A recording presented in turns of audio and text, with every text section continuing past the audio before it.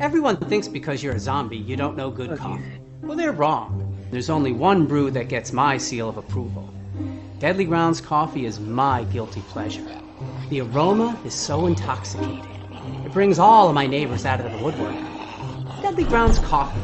Coffee to die for and zombie approved. It's good to get a little deadly. Use the front door! Oh, they're so disgusting.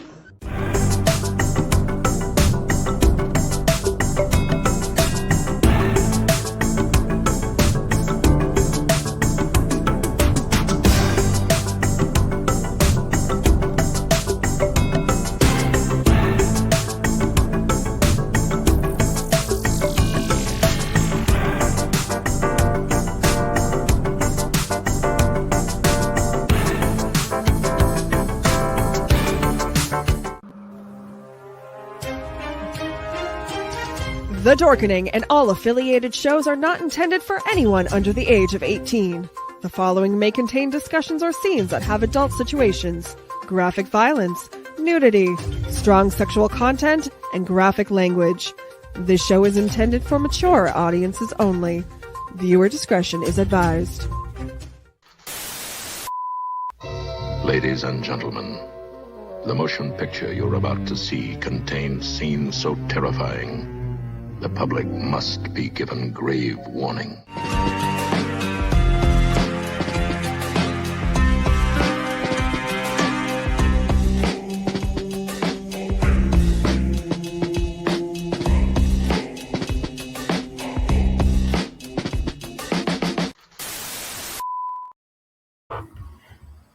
Hello and good evening. Let's get that off. There we go. And welcome, everyone, to the Bloody Binge Movie Podcast. I am your host, Sewer Dweller. And joining me once again this week, we have Friday. Hi. If you haven't noticed, I like being here. We enjoy having you here. This week, we go all the way back to 1982 for a movie that wasn't released till 1986. We are watching Jim Wynorski's Sorceress. Nice little cult classic fantasy movie, I guess you could say. We'll get more into it as you know in our second half, of course. For those who don't know, Jim Wynorski is famous for his really shitty cheesy, campy way of filmmaking. Especially like he brought us some fantastic movies like Chopping Mall. Let me bring him out because I know he's made a lot of really good, like popular movies, and then you turn around and watch what he did in like the latter half of his career, and you're just looking, going, "What happened?" Let's get all the way down here. Yeah, so he's brought us Chopping Mall, Deathstalker 2, Big Bad Mama 2. The Return of Swamp Thing, Sorority House Massacre 2, 976 Evil 2. He likes to do sequels. Munchie. And just, like I said, a lot of, like, Ghoulies 4. And a lot of movies, where they, what's the best way? I'm trying to think of the best way to put it. Like a lot of movies that are considered classics. And to turn around and put this out, or like not this out, but like what he did later in his career. Hello. Because when you get to the late 90s, early 2000s, he put a lot of Skinamax style stuff out. Like he did a lot of, I wouldn't even call it really softcore porn, but it was a lot of booby movies. Yes. That's probably the best way to put it, because like in his movies, there really wasn't a lot of like the softcore porn style sex like you would usually get on Skinamax, but holy shit, did he find reasons to get naked women on the screen? Yes. And Yes, then he if has. And then if you watch they did a documentary on him when he was making, I think it was the Bear Wench Project or something close to that. And one of the funniest things I remember from the documentary that I watched was they were doing this scene where the girls were dancing by a fire. And he kept saying the light from the fire wasn't enough, so we have to find something to make the flames. So his idea to make it look like there were flames dancing around the women was he had a couple of people at about 2 or 3, maybe 4 flashlights and start like just basically moving the flashlights back and forth to make it look like there was flames on the girls. Now, when you turn around and watch the movie, you can clearly fucking see these are flashlights on the girls, like just going back and forth. It didn't look like flames whatsoever. But that's, what he's done. He's gone by a lot of different names, like a lot of pseudonyms. But we'll get it more into him later on. We'll get into Jack Hill, one of the other writers. I take it back. Jim Wynorski didn't direct this movie. He wrote it. Him and Jack Hill. Jack Hill, we talked about last week. Jack Hill's really famous for a lot of exploitation style movies, blaxploitation.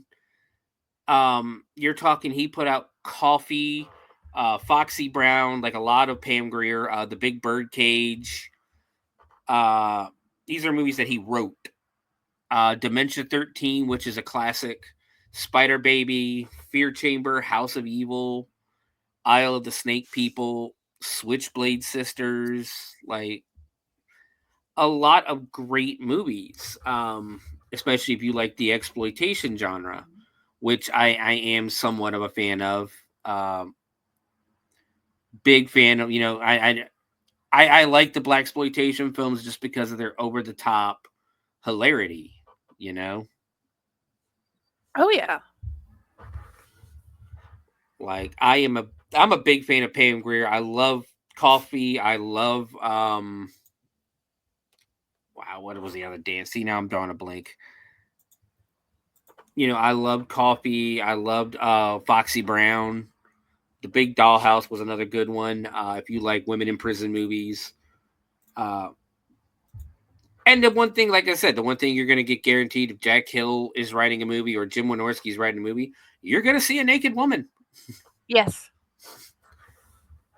So that's going to be our second half. We're going to talk about Sorceress. We're going to talk about Jim Wynorski and Jack Hill and a lot of other things. And a little bit of a surprise. We'll go ahead and ruin the surprise now. What would happen if I told you guys that one of the producers of this movie, and he's not credited for it, was Roger Corman? Do you know who Roger Corman is, Friday? Not off the top of my head. He's considered the Godfather of, that's Herschel Gordon Lewis is the Godfather of gore. Roger Corman is like a legend.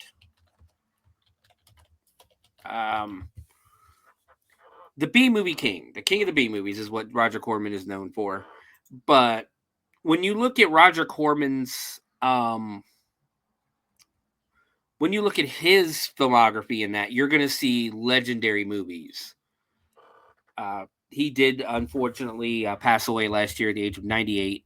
But you're talking, I don't know, we're going to look at, let's look for director. Damn it. Didn't do what I wanted you to do. Sometimes it does that. Yeah. We're going to go all the way back to his early career. You're talking like Five Guns West, Apache Women, Day of the World Ended, Swamp Women, Attack of the Crab Monsters, Machine Gun Kelly, Teenage Caveman, Tower of London, The Raven. Some of those I really liked. Yes, they're, Hammer movies and things like that. Producer, he's even like more producer wise. Let's get all the way. What am I looking for? Get all the way down here. Like you're talking hundreds of producer credits. Like I'm not even down into the 70s yet, and he's been around since like the 60s. Yeah, like Dirty Duck, Big Bad Mama, Candy Stripe Nurses, Crazy Mama, The Story of Adele, Eat My Dust, Jackson County Jail, Hollywood Boulevard, Moving Violation, not the one we covered on the show. Ilsa, the Tigress of Siberia. Like just all kinds. Like he's the king of the B movie. Let's see. And he only wrote 10 from the looks of it. Yeah, he only wrote 10 of the movie. He only wrote 10 of the movies that he produced in that, but he was the guy you went to make the movie, essentially. But yeah, Roger Corman has an uncredited role or an uncredited producer credit for this film. But let's go ahead and let me bring up my haunt news because we're gonna get ready. We're gonna go ahead and jump into the news. That's out there right now. There's not once again not much haunt news. It is still February. January lasted forever. But it is still February, so haunts are still getting into still haunt owners, haunt managers, the builders, and that they're still in their vacation mode. Come April, May, that's when they'll start jumping back into it. Of course, we do have the Valentine haunt season, which it's a niche holiday haunt. Where I know we're still doing it. Speaking of which, next, make sure I get this out of the way, or Braz might come over and kill me. Next Thursday, or Thursday, Thursday the 13th of February, they're doing Hellbound Horror at Hell's Dungeon, 7:30. Basically, it's a bunch of comedians. I think they're going to be recording it as a podcast, I believe is the plan. I might turn up there to go check it out. We'll see what's going on that day, though. On the 14th and 15th, we have Till Death Do Us Part, the Hell's Dungeon Valentine's Haunt. I will be working the queue line. So come say hi to Cupid if you're in the Dayton area, and I'll make fun of you. And finally, on Saturday, the 15th at 5 p.m., we are doing Dinner and a Murder Mystery Theater. From what I understand, I believe they said that the troupe that's coming to do the murder mystery is from St. Louis. Or Missouri, I believe is what they said. Don't quote me on that. Still epic. That is still pretty epic. And I believe that on the dinner menu is going to be fettuccine or spaghetti with garlic bread. So really come nice. out. I mean, who doesn't want to eat dinner and watch a murder mystery dinner inside of a haunted house? Who doesn't want to come see stand-up comedy inside of a haunted house? Lack of gas money and a 16-hour drive is the only thing that's stopping me. I mean, there's planes that fly here. We have like we have like five major airports within a 3-hour drive of of Dayton. But I need to buy the plane ticket. This is true. And I don't know if you want to be on a plane lately from the looks of everything going on. No, I'd rather drive. Yeah, I don't like flying. I've only flown a couple of times in my life, and I would rather drive. Like when we go to Florida, we don't fly, we drive. It's like almost a 12, 13, 14-hour drive, but we drive. I think when we went to Orlando, we actually drove, pulled over inside of a Pilot, slept for about 2 or 3 hours, and finished the drive all the way to Daytona Beach. That is awesome. Yes. And like I said, and that's the thing too, is I was supposed to go to my sister's my niece graduated back last June, and I was supposed to go up to Washington because my sister lives in Washington State, and we were supposed to go. I was supposed to go up there for her graduation, but wasn't able to because I just couldn't afford the plane ticket. And as much as I would like to drive, it would take at least 3 days to drive from here to Washington State, and that just wasn't in the cards. No. As much as I love my niece, and much as I'd like to meet my niece, because I've only met her. Last time I met my niece, she was 2 years old. My two nephews, I have never met. It's just one of them things because her husband was in the Navy and they got transferred and put out in Washington State. So, unfortunately, we've not been able to go. Of course, you'd have to come with me. You have to meet Steven too, and Raz, and Ron, and Pyle. We have to meet them together and give them big hugs. And don't forget Matt. Matt will be there as well. Oh, we have to meet Matt and Brooke. Props the clown. Yep. I don't get to talk to Matt often. Yeah, I don't either. I don't. I when I go up there and see him, but he's usually working with Fred. So let's go ahead. We're gonna do the haunt news first. So as of right now, the list that I have, there are 95 attractions across 28 states that are going to be open for the Valentine haunt season. Let's see. The following haunts are going to be open this weekend. Actually, some of these open tonight. Some of these are only open tomorrow. The ones open tonight and tomorrow, the 7th and the 8th, we have Hellbilly Hollow in Vincent, Alabama. The Haunt in Atascadero, California.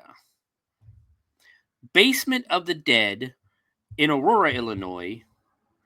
The Haunt in Atascadero will also be open next weekend as well for the 14th and 15th. Basement of the Dead, Aurora, Illinois is open this weekend. Factory of Fear in Moline, Illinois is open this weekend.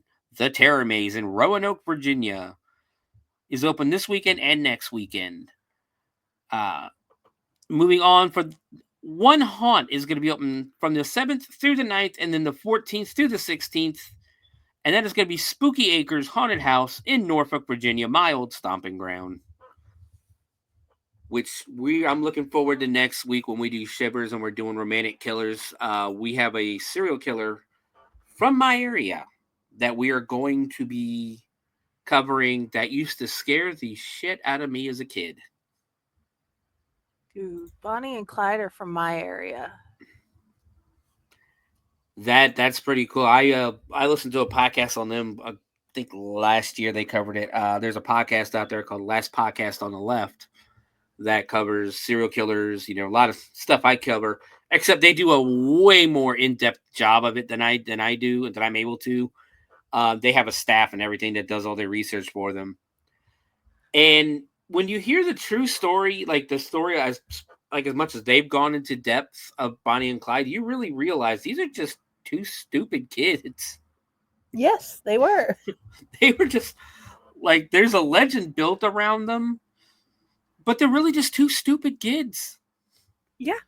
You know, Charles Manson, you have this big legend built around Charles Manson, but you study him and you go through and look at his whole life and everything, and you're like, this dude just wanted a cult to sit around, have sex, and play his guitar.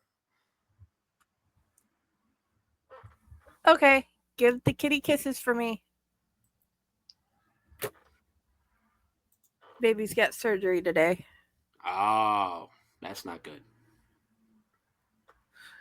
And go ahead. Oh, nothing. I was just breathing. I am sorry. My sinuses are bad and I can't help how loud I am sometimes. Oh, no, you're good. I just, like I said, I don't want to cut you off. And I know sometimes there's that gap between us. The delay. Yeah. The delay. Yeah. But moving on, for haunts some haunts are only open tomorrow night. And that's going to be Sweet Dreams Haunted Attraction in Mobile, Alabama. The Wentz Brothers Festival of Fears in Fort Walton Beach, Florida. They will also be open next weekend on the 14th and 15th. Paranoia Haunted House in Canton, Georgia. Screams Haunted Experience in Hoboken, Georgia. They will also be open on the 15th next weekend. Hollerin' Haunts Hayride in Clinton, North Carolina, also open on the 15th. Pinhead's Graveyard in Canton, North Carolina, also open on the 15th. The Akron Haunted Schoolhouse, one of the top-rated haunts in the state of Ohio, will be open tomorrow, and then the 14th and 15th next weekend, of course, in Akron, Ohio. Spookhaven Mill in Mill Fall, Pennsylvania, and then finally Dark Castle in Elgin, South Carolina, also open on the 15th. So get out there, go check out some Valentine's horrors, some Valentine's haunted houses. I gotta say, last year was the first time I've worked a holiday haunt between the Christmas haunt. 2023, the Christmas haunt and the Valentine's from last year in 2024, and I had a blast doing it. In all honesty, dude, you are an amazing Cupid. Oh, it's gonna be worse this year. That's gonna be. He's not. It's not. It's not gonna be a friendly Cupid this year, because Cupid's gonna be out in the queue line. And let's put it this way: have you ever watched Aqua Teen Hunger Force? Yes. We're gonna mix Cupid up with a little bit with Carl. Oh, so much fun. Yeah, so be prepared for that. I am going to be making fun of people. I'm going to be trying to break people up. I will do it. But moving on, Trans World is here in a couple of weeks. The prices increase. If you want to buy tickets, now's the time to do it, because the prices will increase after Thursday, February 13th. If you are going, I would love to go. Trust me. Trans World is on my bucket list. But right now it's unfortunately once again not in the cards. But it looks like a great time. I think the last I heard, I believe they've actually taken away the rule where you have to have a business license or a pay stub from an actual haunt to get onto the trade show floor. So hopefully that's the case, and a lot more people get to go. That would be amazing. It would. I know local wise, Horror Hound, I will be going to Horror Hound from the 21st to the 23rd. That's why in March there will be no show that week. Unless I do something live from Horror Hound itself. And if you need help with that, I will help. Thank you. I think Raz said last night that they're looking to go at least on just Friday night, because that's Brooke's 21st birthday, and she wants to have her first. I'm gonna say legal drink. I don't know if she drinks or not, but legal drink at Horror Hound. So I think they're going for the one night. Plus, if you're in Louisville, or you go to the Louisville Trucking Convention, the truck show in Louisville, I believe we are heading down there for a couple of days, or at least Thursday. Can't remember if it's Thursday or Friday. We might go. I believe it's Thursday. We usually go down. It's a trade show for truckers. Her family, my wife's family's in the trucking business, so you can keep an eye out for me down there as well if you're in Louisville. Other than that, I'm trying to see. So there was a decline in sales like across the board for the 2024 Halloween season, between decorations, between haunted house, like the haunt industry in general kind of suffered a little bit, with ticket sales being dramatically down. Now, I don't know if it's because the economy, I would be my biggest guess was people couldn't afford to go, or just couldn't justify spending the amounts that a lot of haunts are charging. Unfortunately, that was my problem. I had to choose kid things over my fun this year, and it made me so sad. And unfortunately, those are choices that a lot of people have to make sometimes. That's why being an adult sucks. But I guess there's high hopes for this season. The industry itself is expecting growth amid a broader mix of licensed merchandise, expansion of offerings, and Halloween falling on a Friday. There's a lot of new content coming, so I think this year will be fine, and 2026 will be great, said Tara Kortner, president and general manager at Disguise. One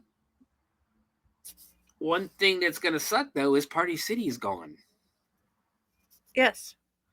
And they had a lot of cool. They started to get into the some pretty cool stuff into the animatronic and props. The area. Not to mention, they were one of the cheaper places in town to get some Halloween decorations. So hopefully somebody can pick up the slack from them. So we can have some cheap props. Blood shouldn't be $20. I shouldn't have to pay $20 for a bottle of blood. Very true. Especially when I can make it myself for a lot cheaper. Also, in the convention front, the Texas Haunters Convention. Their tickets are going to go on sale on March 1st. This is a Haunters Convention in Irving, Texas. I don't know how close that is to you, Jen. A little bit away, actually. So that won't be. I don't know if that will be on your list or not to check out. I know that I think the Texas Haunters is open to everybody, not just home haunters and stuff like that, or not like professional haunters, home haunters, and that. They have basically like transfer where you had to show the business license. Other than that, that looks like all of the haunted house news for haunt industry news for the week. It's 4 hours, 20 minutes away. Wow. Yeah, isn't that because that's near Dallas, isn't it? Yeah, just on the other side. To be honest. Yeah, it's like I said. I always remember. I think Irving, Texas, used to be like where the Rangers had their stadium before they moved to Arlington. No, Dallas used to have a stadium in Irving. That's right. The Cowboys, not the Texas Rangers. The Cowboys had their stadium in Irving, Texas, for the longest time. I only remember this because growing up, I was a Redskins fan, and I hated Dallas so much. Yeah. Well, I mean, that's my daughter's favorite team. I believe it. Well, I mean, I grew up 3 hours away from Washington, D.C. I spent a lot of my weekends in Washington, D.C., especially when I became an adult and was able to go by myself. Washington, D.C. was the big hangout spot. It was only a 3-hour drive. We could drive up there and then come back the same night. And the best part about Washington, D.C. is you can just park your car somewhere and then hop on the metro and get everywhere you need to be. Like, you don't have to drive around the city trying to find places to park. You just go park in a garage, spend, at least at the time, $10, $15 to park for the night. And then you can just pay, I think it's like $5. I think it used to be, and most of the trips on the, most of the one-way trips on the DC Metro used to be like $3-4 at the absolute most. So yeah, and that's why I'm a big fan of a lot of Washington teams like the Nationals, the Redskins, the Capitals. Was never a fan. I was never a fan of like the Bullets or whatever the Wizards. I think they call themselves. Is what they call them. I've never been a big basketball fan myself. And when I did watch basketball, because I grew up in the '90s, I was a Chicago Bulls fan. Of course. Because I mean, you grow up in the go ahead. Looney Tunes, you have to be. Well, not just Looney Tunes. Michael Jordan was bigger than life, was larger than life. Oh yeah. So, all right, let's see. I'm trying to find. So I apologize ahead of time again. I'm literally doing the news as we're going. Been a lot of messed up stuff this week. Not really messed up, but just been way too busy this week, and I should have been prepared. This is once again my fault, but I think it goes better this way too sometimes. We got that. Good. I enjoy this way. I enjoy the other way. I'm just enjoying talking to somebody that's over 5. So this week we do have a horror movie coming out in the major cinemas. It did come out today. The Hard Eyes Killer came out, and I haven't seen. I've seen articles. Yeah, Hard Eyes is what it's called. I've seen articles on reviews and stuff like that. I've not looked at it because I kind of want to go see it myself. I believe we've got The Monkey coming out soon as well. February 21st, so 2 weeks for Stephen King's The Monkey to come out, and that actually looks good.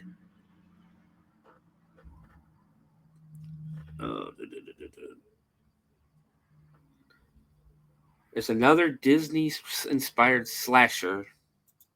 Got to open this one up. I Heart Willie. If you're someone who's been looking forward to the rush of public domain character-inspired horror films hitting our screens this year, you're in luck.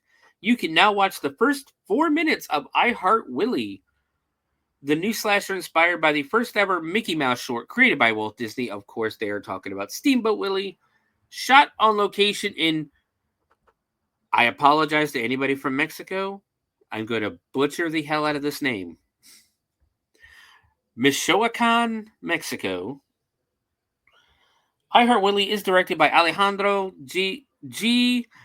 Allegra, from a script produced by David Vaughn, who also stars in the film as Willie himself, alongside Maya Luna, Micho Camacho, Sergio Rojalto, and Daniela Porras.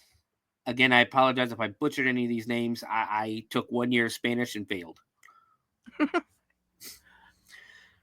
The film's logline is as follows. Popular YouTubers Daniel and Nico are invited to investigate a haunted property drawn by rumors of a malevolent force. Legend centers around a boy born with deformities, resembling a human-mouse hybrid, who inspired Walt Disney's Steamboat Willie. So they're actually including Disney in this movie. Abused and isolated, the boy now known as Willie crafts a bodysuit from the skins of trespassers. Over the years, his gruesome legacy fades into folklore until a series of disappearances sparks renewed interest. As Daniel and Nico set up for a night of thrills, they unknowingly step into a deadly game of survival. That sounds actually pretty good. Pretty interesting. Yeah, definitely sounds interesting. We're thrilled to bring I Heart Willie to audiences everywhere, says executive producer Princeton Holt. The film was made with the fans in mind, and we can't wait for it to be an unforgettable experience. Packed with scares, thrills, and a great time for everyone, we are confident I Heart Willie will become a cult classic, leaving fans talking long after the credits roll. By the way, speaking of end credits, don't leave too early or you might miss something. So it does seem that with all these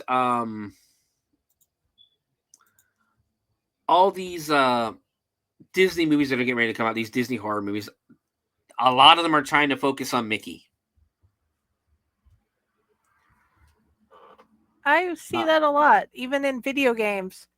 They always have something not the best to say about Mickey. Oh, come on. You're trying to say South Park has it wrong?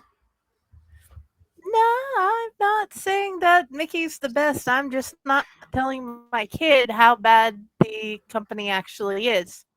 And it's kind of funny sometimes seeing what they do to Mickey and how they either put him down or portray him.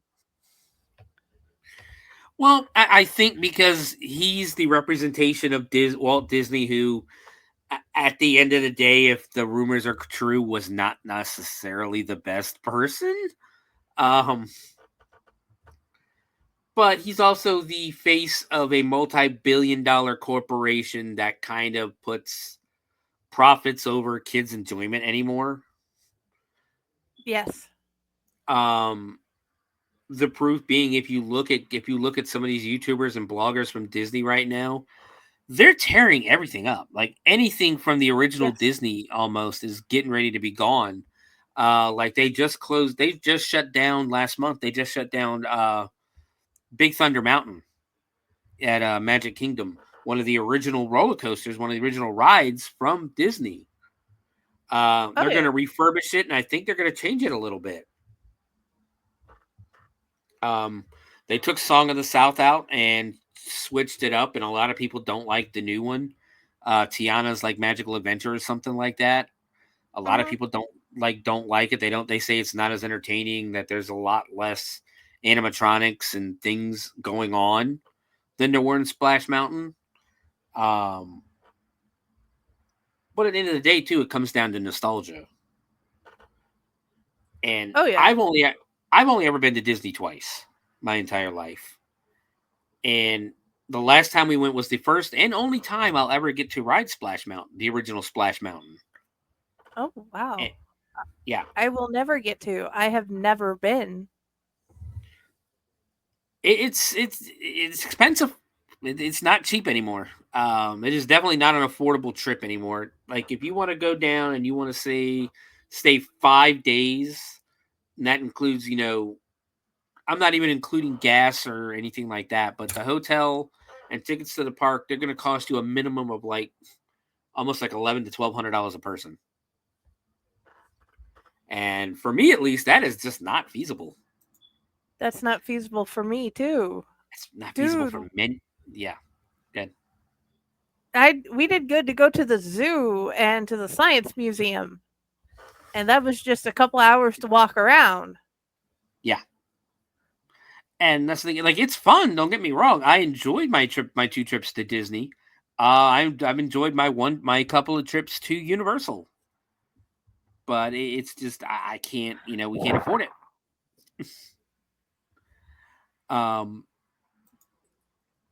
But yeah, there's a lot of Steamboat Willie movies. Like there's a new one. Hold on, let me bring Tubi up real quick. Because there's a new one, not just Mousetrap. Mousetrap is available on Tubi and a lot of other places. But there is also another Mickey Mouse one that just got released. I want to say on the 1st.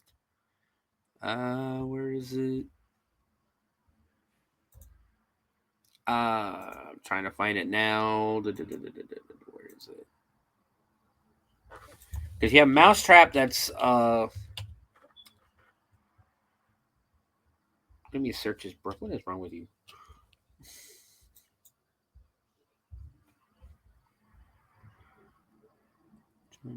What the hell?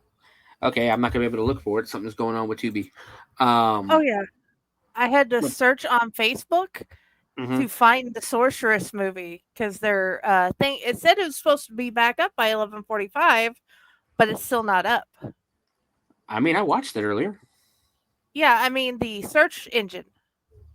Oh yeah, the search. There's something wrong with the search. Yeah. See, I was able to search it though earlier too. At least on my PlayStation, I didn't get on the computer because I was gonna watch it on the big TV and then bring it in here. I had to come into the computer room basically because it just wasn't cooperating. In there, just the dark. We'll talk about the darkness and the filming and everything, but it was very very dark. Let's put it that way.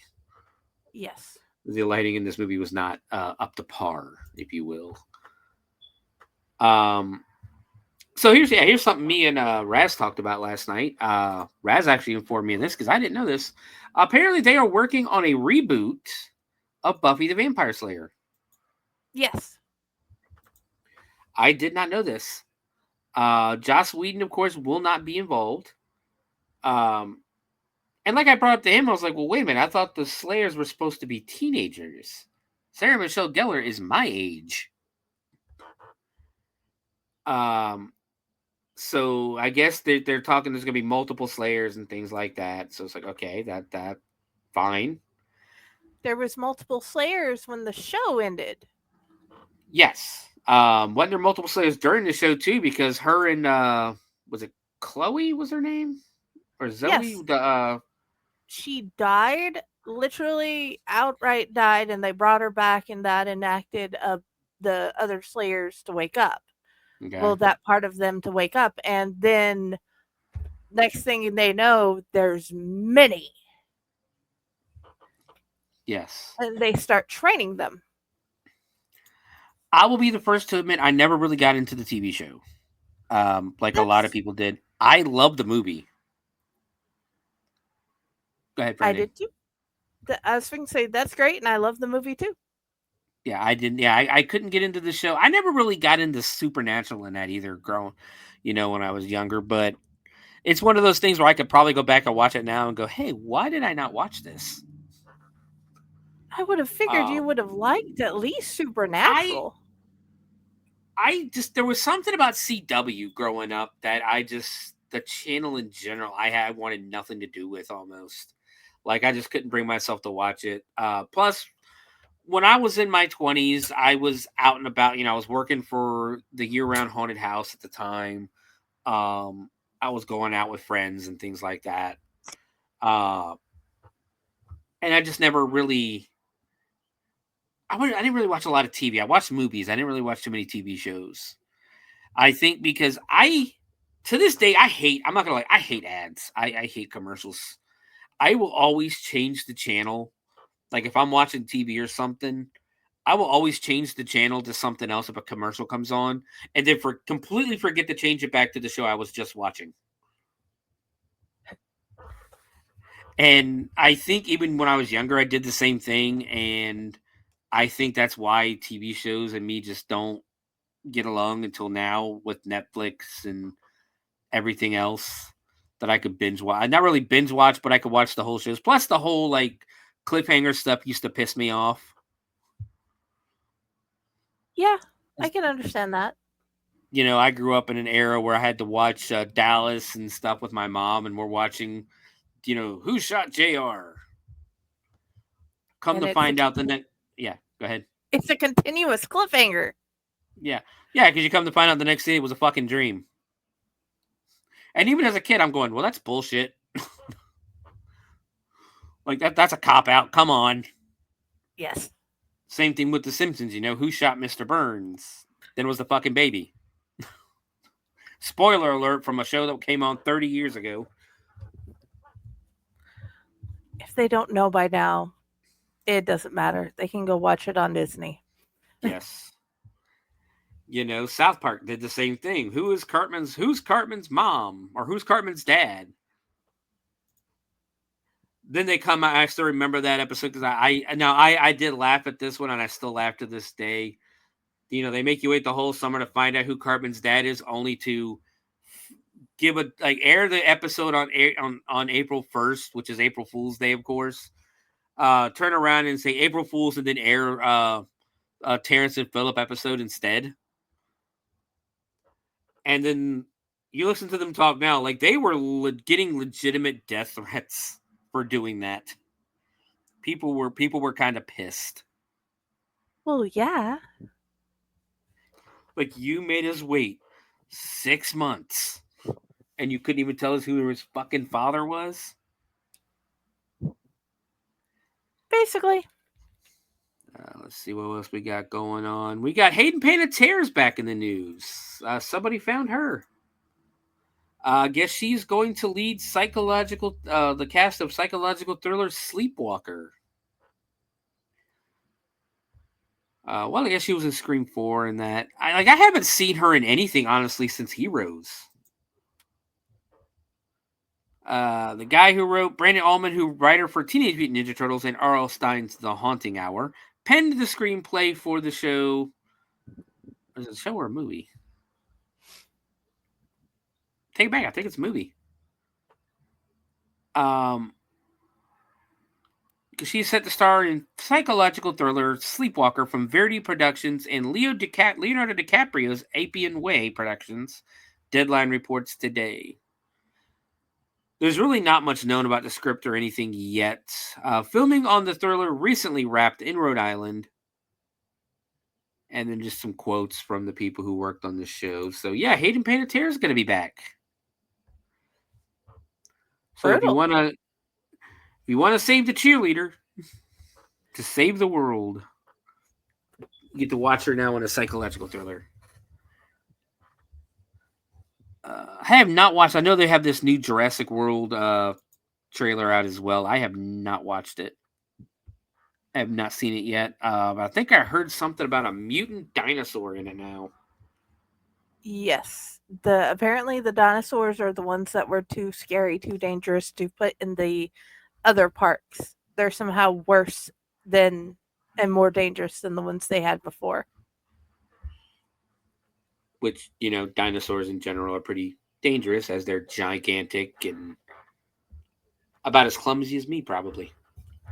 And my son picked up on that and he's like, how are they worse, mommy? And I'm like, I don't know yet.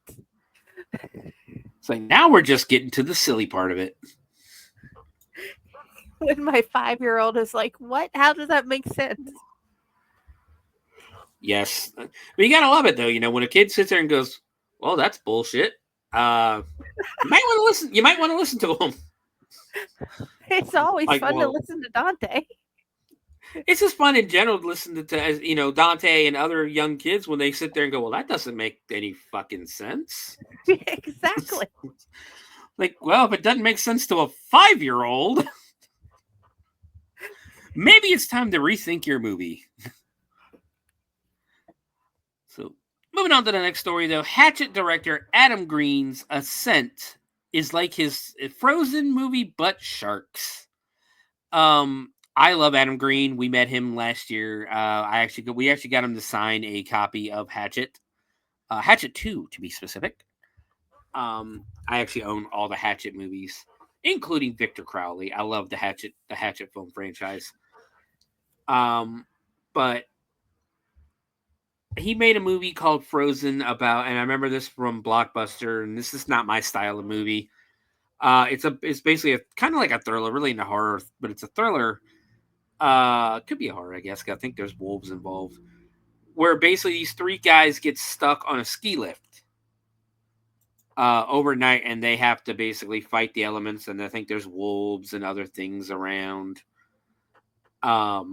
Again, something I didn't watch the movie. It's just something that doesn't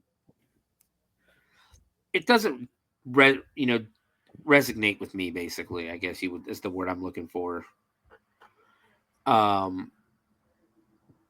director Adam Green has been off the feature film radar for several years, but he is making his return with Ascent, currently in pre-production, according to Deadline. The film is being touted as similar in narrative to his 2010 survival film Frozen, in which a group of friends get stranded on a ski lift in freezing weather. Deadline gives readers a synopsis of Ascent. The picture follows a group of friends who arrive in Europe for a glamorous but daring destination wedding. The fun and games turn into a nightmare when they find themselves precariously suspended above shark-infested waters and in a battle for survival. Green, an avid horror fan, put to use his love for the genre with a trilogy of Hatchet films. There's like 5 Hatchet films. Starting in 2006, they were an homage to 80s slashers and featured many celebrated stars that came from that genre. Now the director does a podcast with Joe Lynch called The Movie Crypt, in which they interview different pop culture celebrities. Their last interview was with Matthew Lillard back in December. Ascent will be the... Go ahead. I said, that is awesome. There was a pause, so I said, that is cool. Ascent will be the first film for the production company Simple House Films as they go international by launching an international sales arm at the EFM European film market. I'd be interested only because I love Adam Green. I love his movies, and what he's done before. Especially, like I said, the Hatchet series. Don't care about Sundance. We talked about that. Okay, we've already talked about a lot of this stuff on this website. And if I know, I'm on Bloody Disgusted now, trying to find some news stories, but a lot of their stuff's going to be reviews. Well, here we go. This will be our last story for right now. We'll look, maybe we'll be gone. We've almost got an hour. We might do some silly news or that if I can find something. But so we got the first week of February releases for this week. Of course, you can rent Wolfman for $19.99 or purchase it for $24.99. I would assume on websites like Amazon Prime and things like that. Of course, we have Hard Eyes that came out this week.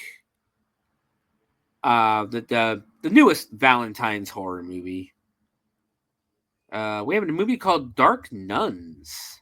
2 nuns will put their souls at risk when they violate the church's order in the Korean exorcism horror movie Dark Nuns. Now playing in the United States theaters from Well Go USA after topping the South Korean box office upon release just last month. I would assume this is what they call a limited release, which would be in like your major cities, and that usually it's like New York, LA, Nashville, Phoenix, big cities like that, probably Dallas near you or Houston. That's what I would assume that you can see that one at. And finally, we have Are You There? A deadly game of 20 questions proves that some questions are best left unanswered. In Are You There, which Dark Sky Films released in select theaters and on digital today. So those are your 4 releases for the week.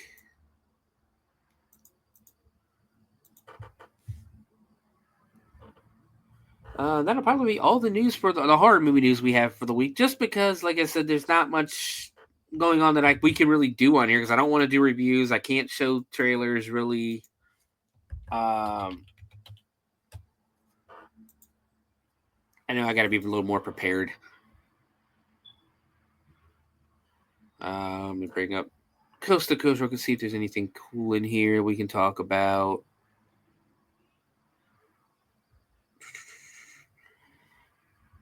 Australian man horrified to discover 102 snakes living in his yard. That's Australia, though, isn't it? Yes.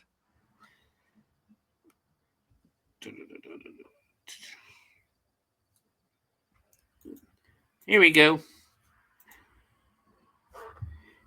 In our latest edition of Put It the Fuck Back, excavation near Jerusalem finds 9,000-year-old 6-fingered Neolithic shaman woman.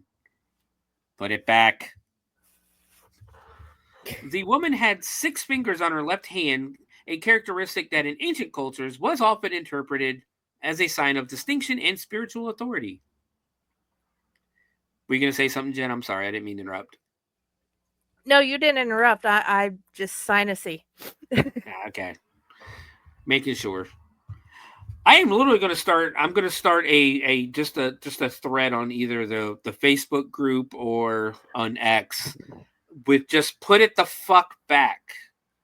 Do both. Like, this is a recent study published in the. Go ahead. And please fix it where pages can share stuff as well. Put it the fuck back, please. That would be appreciated. That way, I'll can help you put stuff there. I did not even know that you couldn't share my stuff. Well, they can't. Pages can't share into the group, and sometimes they can't even comment. Wow, that's weird.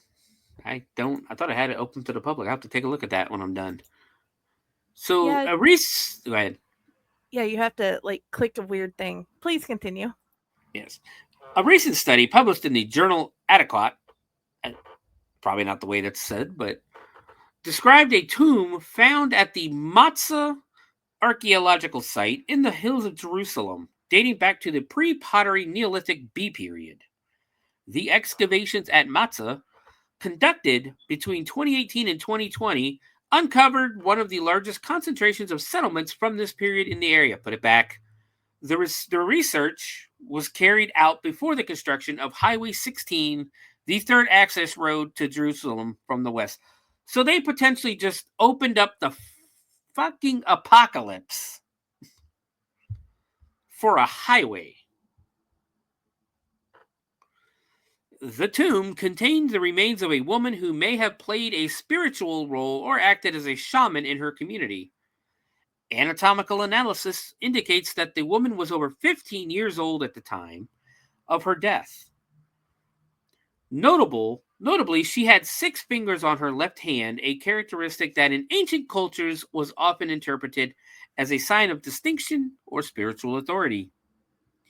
Funerary objects found alongside the woman, including green stone necklaces and mother-of-pearl jewelry, reinforced the hypothesis of her importance within Neolithic society.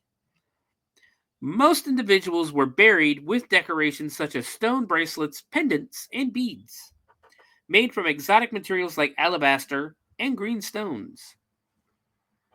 According to researchers, the stone bracelets found in some graves are associated with transition rituals between life and death. The discovery of the ancient shaman's tomb in Matsa opens a window into the spiritual world of communities that lived approximately 10,000 years ago, said Eli Escocido, director of the Israel Antiquities Authority. These remains show how complex and rich cultural beliefs of ancient humanity were, he continued. Researchers suggest that children wore the stone bracelets until adolescence. Upon reaching a certain age, they participated in an initiation ceremony, similar to modern transition rituals like the bar and the bat mitzvah in Jewish traditions. Those who died before reaching maturity were buried with their bracelets, which have been found intact on their arms. Numerous burials were discovered within the houses, under the floors, and near the walls of the dwellings. Researchers and scholars suggest that rituals were conducted in large public buildings designated for this purpose. So they buried their dead in their house. Yes. It was common, even in America, to find dead bodies in the basement. That is so weird. Yeah, but in America, when they find a body in a basement, it's usually because that guy has killed 60 people. Sometimes it's just your grandma in times, so... Yeah, that doesn't make it less creepy. I didn't say it was less creepy. I said it was Yeah. common. I know. It's still weird to me. It's like, oh, where are we going to bury grandma? In the kitchen. So, yeah. That is our weekly put it the fuck back story. Because you know what you should do with that body?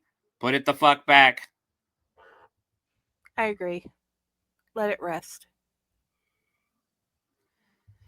There are hundreds and hundreds and hundreds of movies out there, not just horror movies, but action movies and things like that, of people moving bodies. And you know what it does when you move the body? It kind of pisses people off. It kind of pisses the spirit off. Oh, yeah. There's literally, you can go watch Poltergeist, one of my favorite horror movies growing up. You know what they did when the shit started hitting the fan? They put the skull back.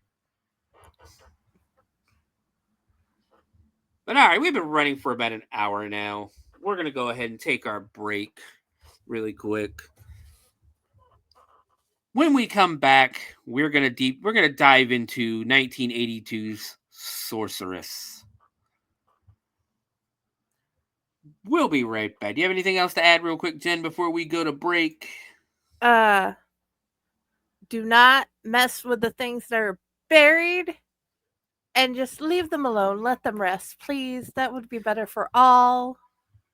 And I'll see you when we come back. Especially if it's a priest or a shaman or something with 6 fingers or things like that, there's a reason to just put it back. Leave it alone. Let it stay there.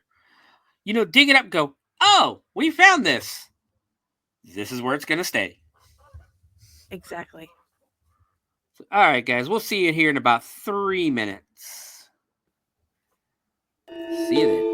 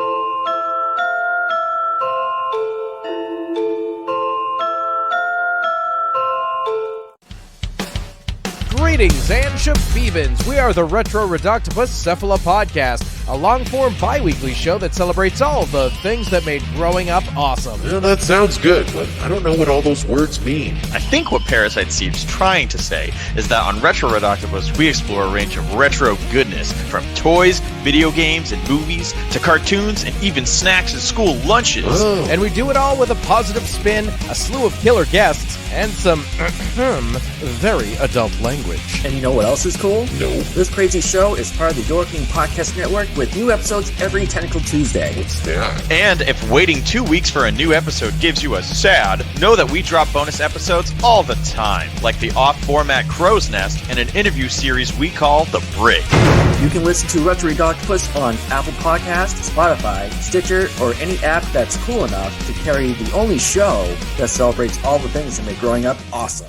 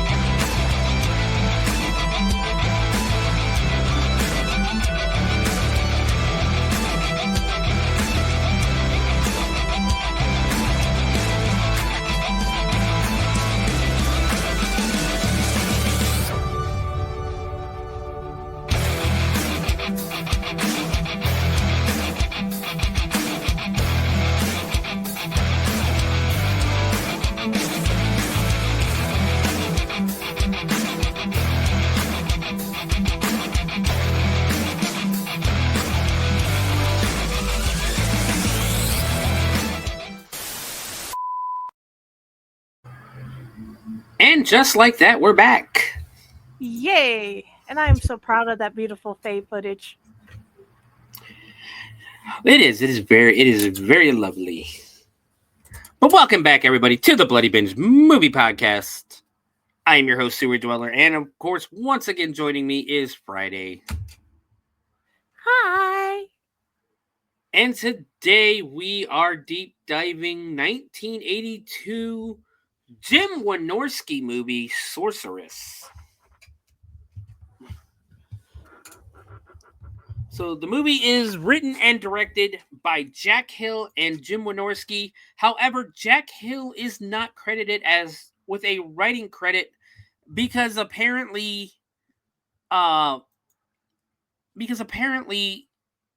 Roger Corman, who was the producer, apparently Roger Corman promised way better special effects than we got in this film.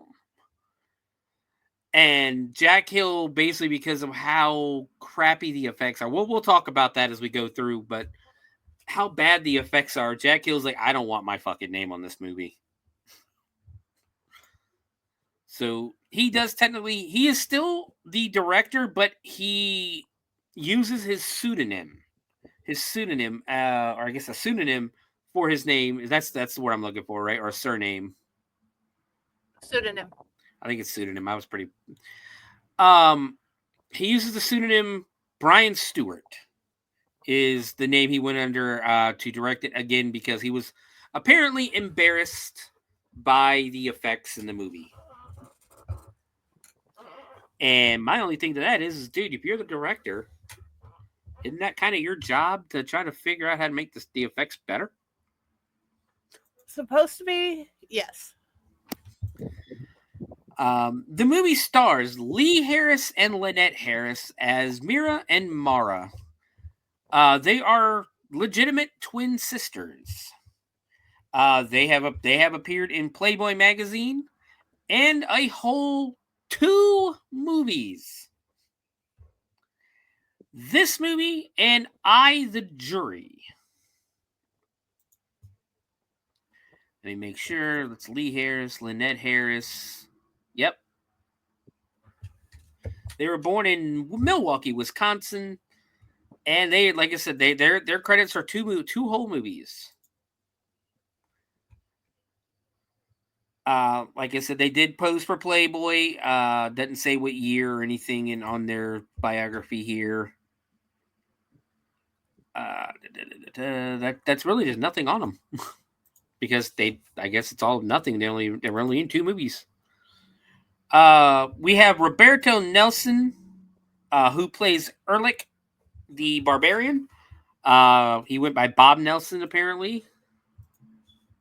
Let's see, he was in 10 movies. He has 10 movies to his credit. All of them are Spanish, I would assume Mexican movies. Outside of a movie called The Bees in 1978. He would only make 3 more movies after Sorceress. And then apparently leave Hollywood altogether. David Milburn plays Pondo. I don't know who Pondo is or Pando. They did really. I'm gonna tell you right now, they did really bad with names in this movie. I'm gonna forget a lot of names going through this because we have Bruno Ray, who played Baldar the Viking. Again, 221 credits. So he had an extensive career, but I'm not going to try to say a lot of these names because, again, I failed Spanish, and these are a lot of Spanish names. I did too. He was in Banditos in 1991. I've heard of that one. Vengeance of Punks. Yeah, I mean, he's got a really, really big, really large career. You know, he had a really good career. Anna de Sade, or Sade, or Sade as Delicia. I'm assuming that's the princess.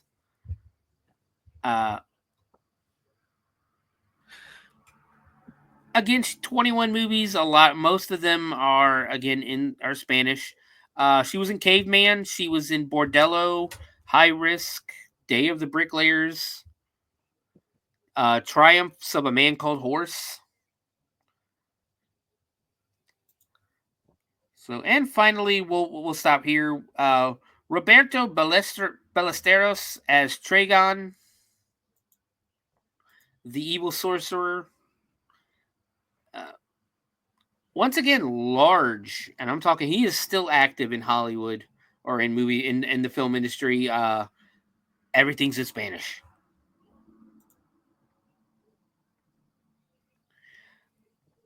I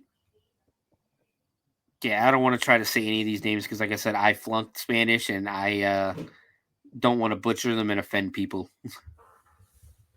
So, but yeah, he's had a long, long career. Here we go, Krona. Martin LaSalle is Krona. I believe he is the. Krona was the good wizard, right? Like the one who saved him at the beginning. Yes, I think so. Yeah. I don't know. I called him Jesus because he looked like Jesus. Understandable. I was thinking more like Noah, but yeah. Kind of Noah, like when he with the older version. Yeah, I can see Noah or like Moses. It's kind of weird because what I will tell you I will say this before the movie starts. They don't really give us a time period of when this movie's taking place. And it was a little weird because it's like, well, it looks like ancient, Israel or the Middle East. Then they're like Vikings and there's barbarians and okay. Yes.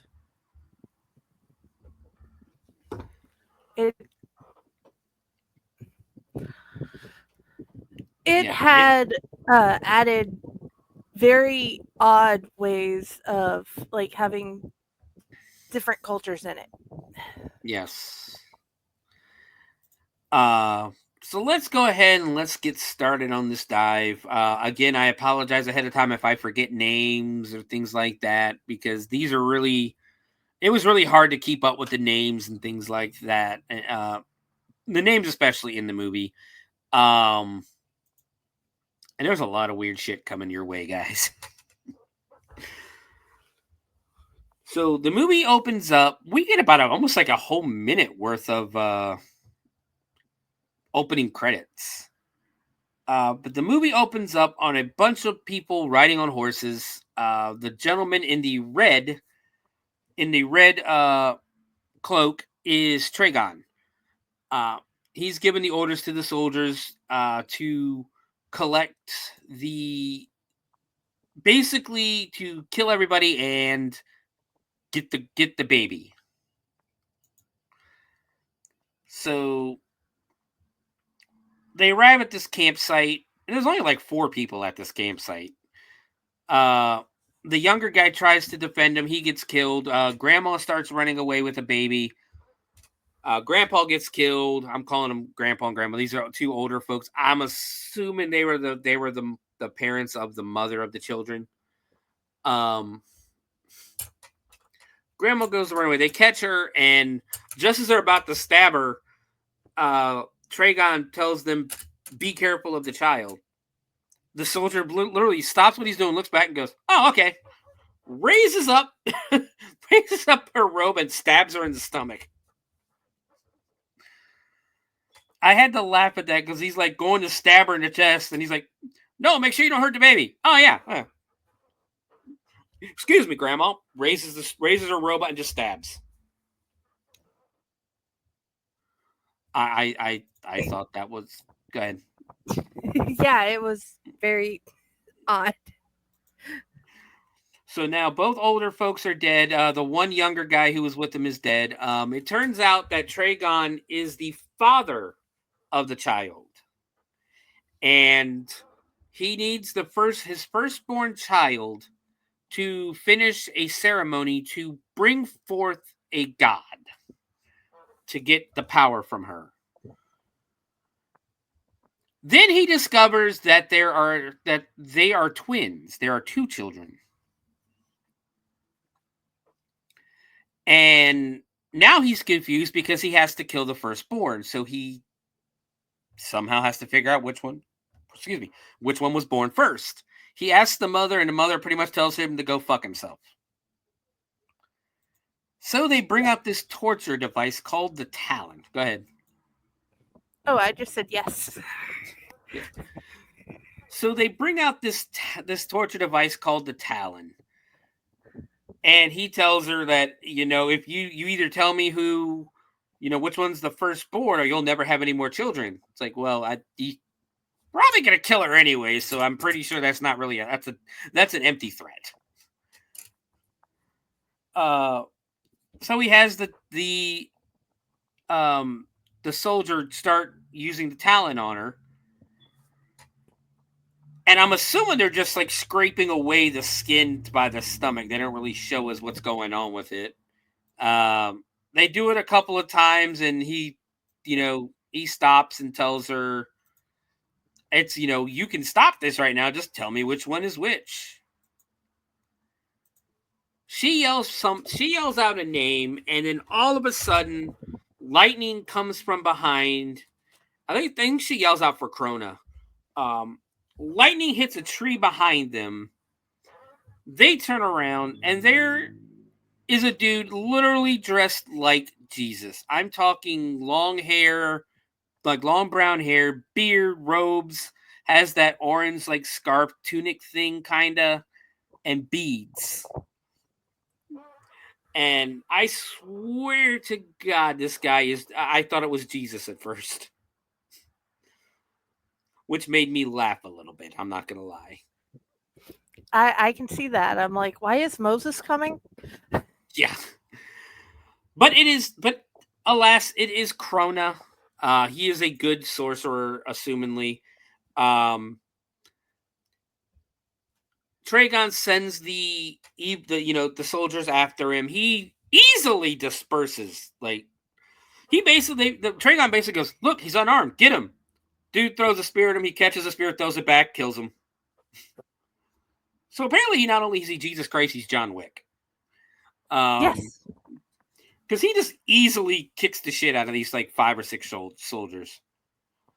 Then him and Traigon face off, and he asks Traigon if this is his first or third life. Apparently, Traigon only gets 3 lives. He gets the same amount of lives as wishes you would get if you found a genie. That was hilarious too. So they face off, and needless to say, just as they're about to fight, the mom comes alive and stabs Traigon, killing him, and he puts a curse about, the next time the moon hits the dragon phase, or whatever. I didn't really pay attention to what the spell was.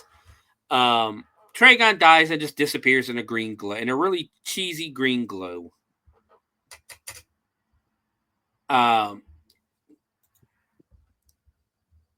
the names again? Krona walks over and checks on the mom, who basically said, she knows she's dying, so he asks her to take care of her children, and he says, "Okay, yes, I will take care of your children. I will make sure I will raise them up to be warriors and sorcerers."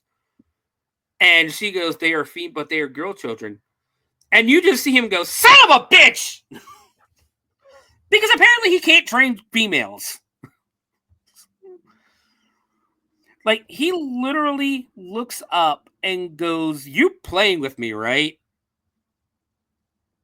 To the gods. And I had to laugh at that because it's like, he's just like, "They're girls? Shit."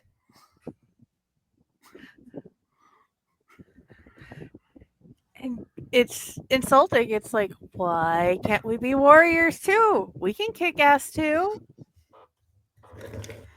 But he still gives them power. They glow, they glow blue, and he tells them they'll be warriors and all this stuff. It's like, well, that didn't seem hard at all. No, it's why? Like, let's just skip all the training montage. It's like, why was this a problem a minute ago? That is a good question. Like, he had a real problem with them being like training them to be wizard or warriors because they're females. Dude, this, I don't even think that was okay in 1982. Nope. So he brings them to this couple that he knows, who also have a baby at the time, and leaves them there. Tells them basically that eventually some men will come looking for them. Do your best to protect them. The mom takes both babies, and she essentially says, and this kind of grossed me out a little bit, I'm not going to lie, "Hey, don't worry, I have enough to feed all three of them." In all honesty, that is one heck of a milk producer. And coming from a woman's standpoint, there are plenty of women who give shelters and other in families where the mom has died, they help make sure the milk supply is backed up. But to be just like, you know what? Yeah, sure, we'll just adopt them on the spot. No worries. Yeah. That takes, to me, that would take a little bit of thought though. Oh yeah, no, they didn't even think about it. They're like, oh yeah, sure. You know what? Traigon or Krona says to do this. All right, guess we got to do it. Like, you want to stop and think about this for a minute? No, I got plenty of milk. Don't worry about it.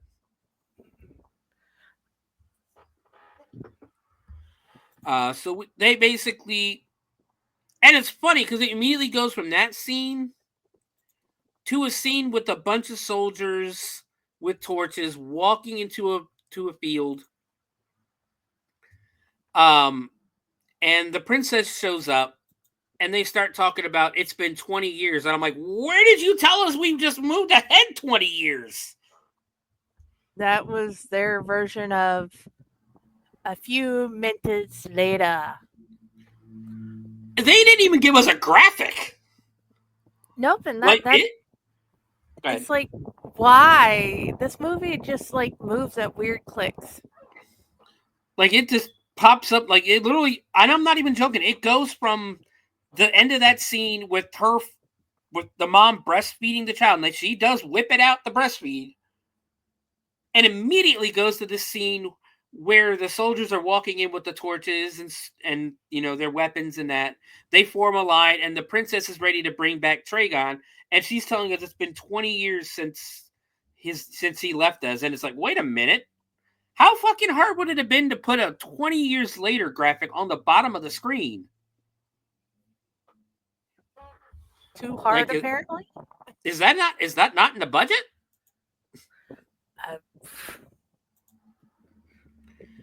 But yes, she's there, and as soon as the moon hits this one spot on this medallion, on this like sundial almost, Traigon will return.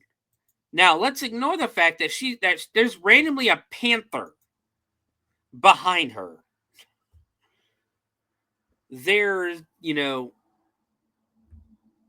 there's a gong. They have to hit the gong for it, I guess, them to appear. And there's a dude in a monkey suit. Yeah, that's odd. Think he's supposed to be an actual monkey, but it's clearly a guy in a rubber suit. Again, apparently they didn't have the budget. And it's when he comes back, the soldiers are just like, they're not even, or the priests, I assume, who were supposed to be summoning him back or something. They're doing the whole thing where they're like they're supposed to be blocking like their eyes from the bright light, but they're barely doing it. They're just essentially going with the flow, going, oh no. Like somebody who's ironically blocking their eyes, not actually blocking their eyes. Yeah. He shows up, and immediately the princess disrobes into an outfit that is barely hiding anything. And what does Traigon do? He walks right the fuck past her. Like, she is offering herself to him, and he just goes, nah, I'm good. And walks right by her to address his soldiers, and he essentially tells them to go looking for the two who are one. Needless to say, he wants them to go find the twins. We now cut to a river where the twins have now grown up. And we have two naked women swimming in the river. Not passable at all. Nope. So they basically have that scene lasts for a little bit too. Like, it's almost like 3 or 4 minutes of them just swimming around. Until we see a hand. And this guy is creepy. Which is why I went with his picture. This goat guy, which I know there's a name for the beast.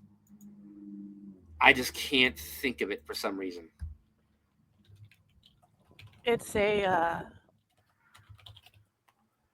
dude. I knew it when I was watching the movie. Now it's just like gone. it's a mythical, like a mythical name for it.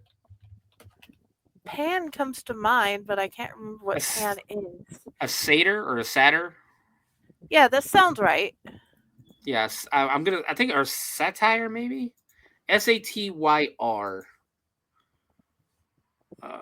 Which they would tell us how to say it. Of course they don't. Satyr. A satyr?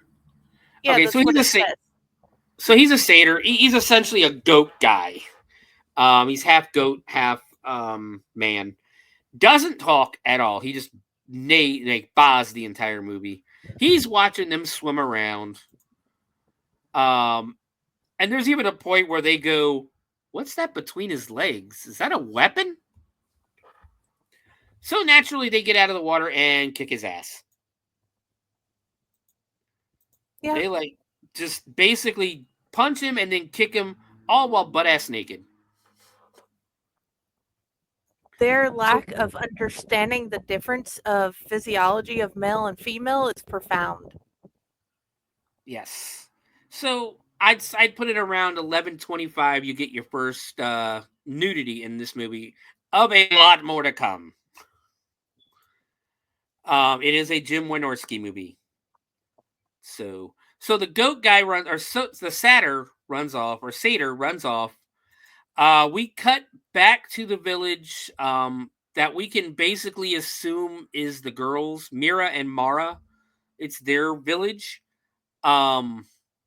Where the soldiers have started invading. They're going around, they're burning down huts, they're killing people. They take this one girl who's screaming, bring her into a shed, and essentially rape her. They don't show it, but they bring her dress, her skirt, or the bottom of her robes, or whatever they're wearing, up, maybe a tunic, and it's kind of obvious what they're about to do to this woman. I do know that this turns out to be their sister, the other child. They kill the mother, and then they surround the father, and they want the child. He tries to fight back, but he gets arrowed as well. That's when Mira and Mara show up and start glowing blue. And they essentially start kicking some ass.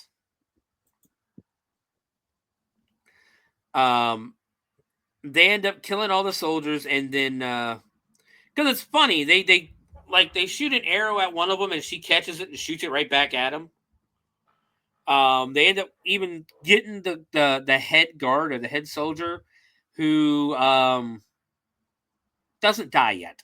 He survives his arrow shot to the back, and has a miraculous recovery in like less than 2 days. It's like, wow. So the fighting's done, and they look over, and there's the satyr with a Viking. This would be Baldar. I call him a Viking because he's wearing a Viking hat and all that good stuff. He checks on the father, basically. The father's dead. They're upset. Asks him if they want to bury him or put him in the fire. They answer that the fire is the way of their people, so they burn the bodies. And he makes it an oath to protect them, essentially. Oh, wait. So fucking Jesus shows back up at the most inopportune time known to man. It's like, where were you 5 minutes ago when my parents were being murdered? Yeah. So Krona shows up, gives him his power, and goes, all right, time to fucking die. And just walks right into the fire. How about you stay and help them like you were supposed to? Instead, we have that quick training montage where he just gives over the powers. And the other thing that confuses me is the lack of emotion. Yes. I remember my parents dying. I cried. Yes. Well, and the thing about it is, I don't think these two are the best actresses, the twins. Needless to say, it kind of just seems like they're there because they're not afraid to take their clothes off. They have nice forms. Yes. But I just found it funny, like, this is when I was like, oh, he's more like Moses now. Mm-hmm. You know, has his little giant walking stick, gray hair, gray beard. Gives him literally gives him his powers. And these two he's like, here, I need to give me my power. And they're like, okay, here you go. And just hand him their hands. Like, they don't question shit. No, it's weird. He gives him his power, and he's like, all right, time to die. And literally walks into the fire. Even the Vikings like, hey, dude, don't, why? Like, are you dying? Nope, it's just time for me to die. Or do you have a disease? Are you sick? Nope, just time for me to die. You want to give me a fucking hand here with these two? Nope, time to die. So he walks in, he dies. Mira and Mara decide, or I guess the Viking kind of decides it for them, to form a party to go looking for a friend of his. So they end up in this town. This is where I'm like, oh, okay, so it kind of looks like Jerusalem. Maybe how you would think Jerusalem would have looked back in, the pre-Christ days. And while they're there, they witness somebody get their hands cut off. It was a thief. And yeah, just whack, hands are gone. Now he's going to be a beggar, apparently, and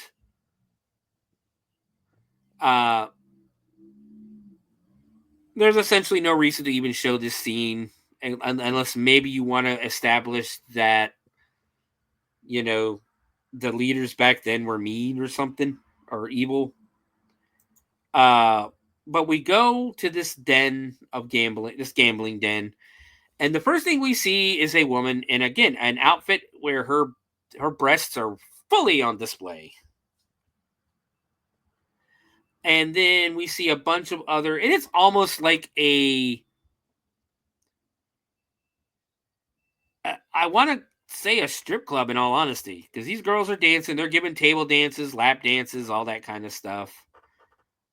In various forms of undress. It is a brothel too, because we find out here in a little bit that there are people in back rooms having sex. But now we meet Erlich. Erlich the barbarian. He's gambling, wins 3 hands in a row, so of course it kind of pisses everybody else off who's playing with him. And especially this one really large guy. So needless to say, he basically goes to get up to leave, goes to take his money.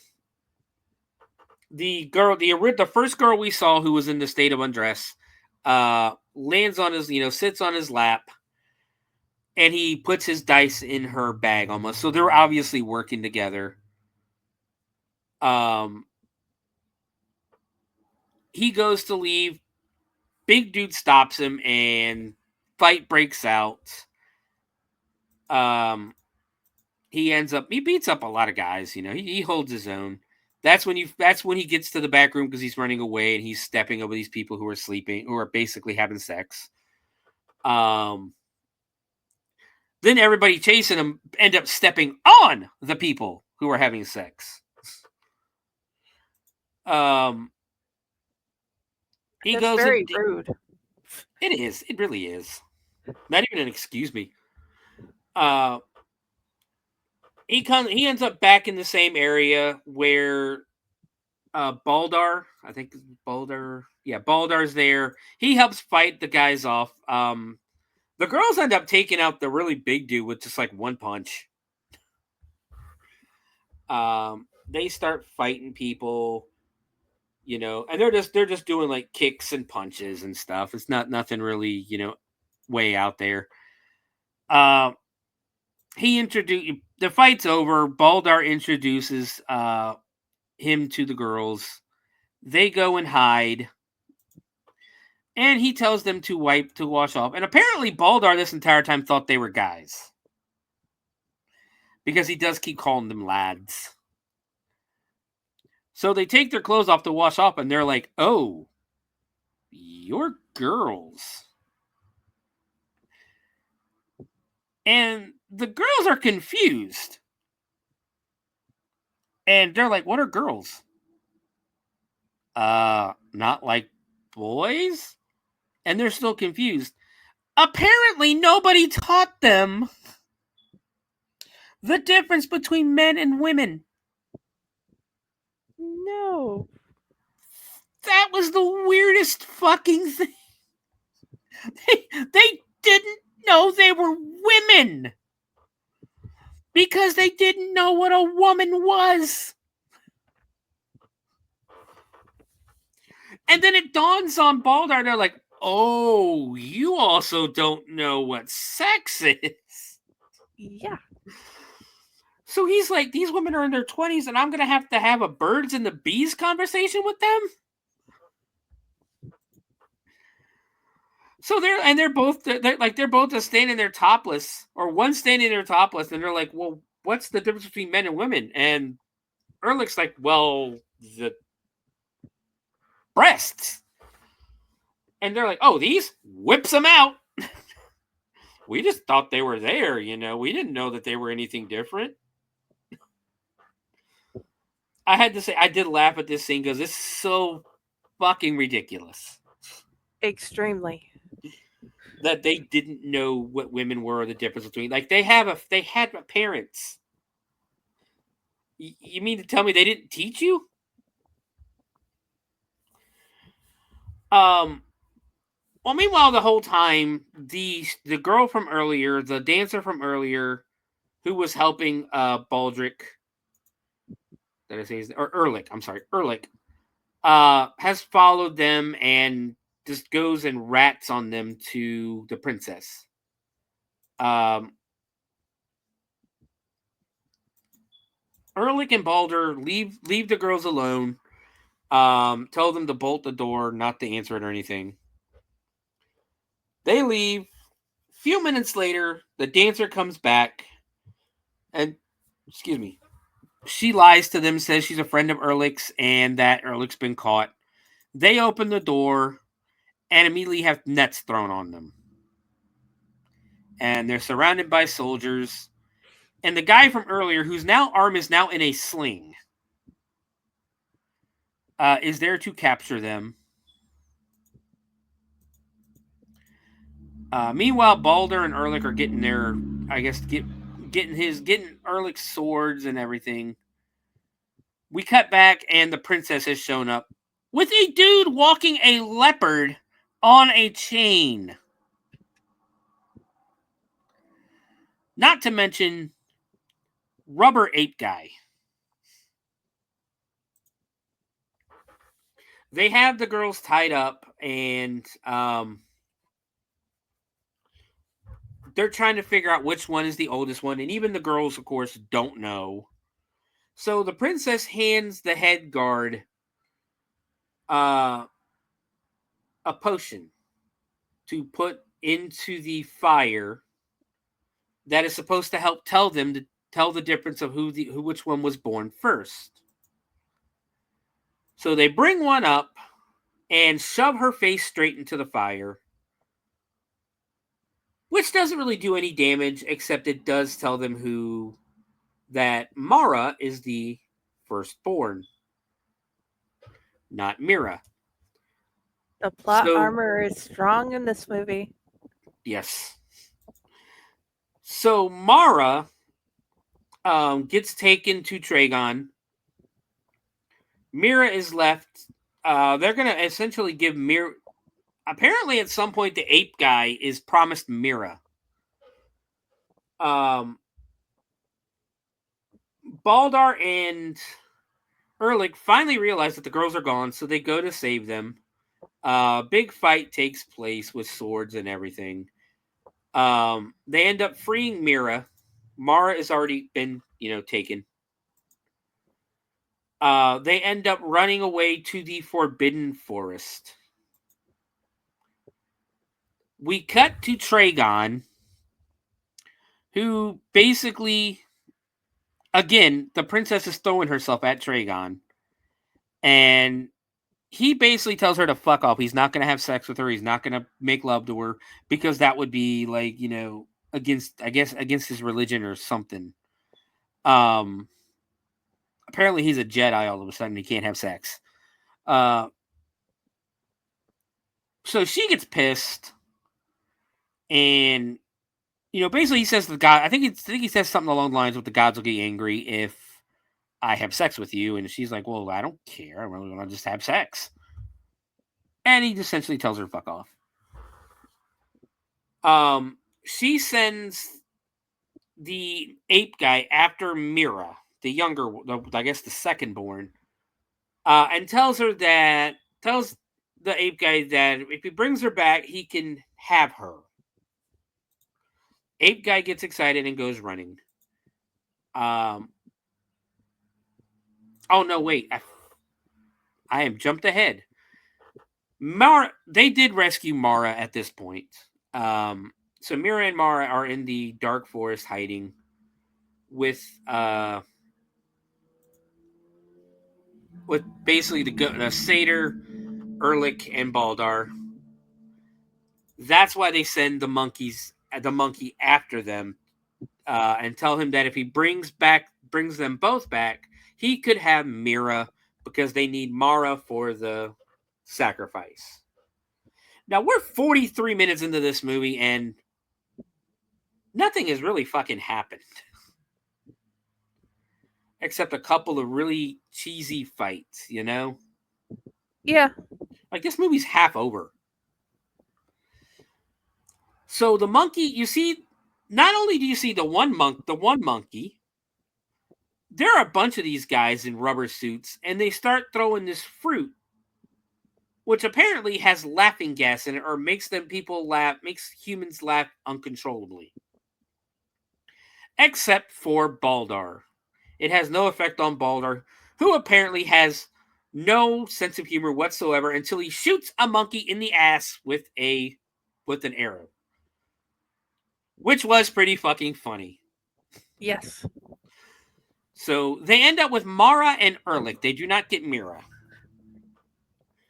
We cut to the castle, and now the head guard is without the sling, without any kind of injury whatsoever from getting shot in the back with an arrow. He heals quickly.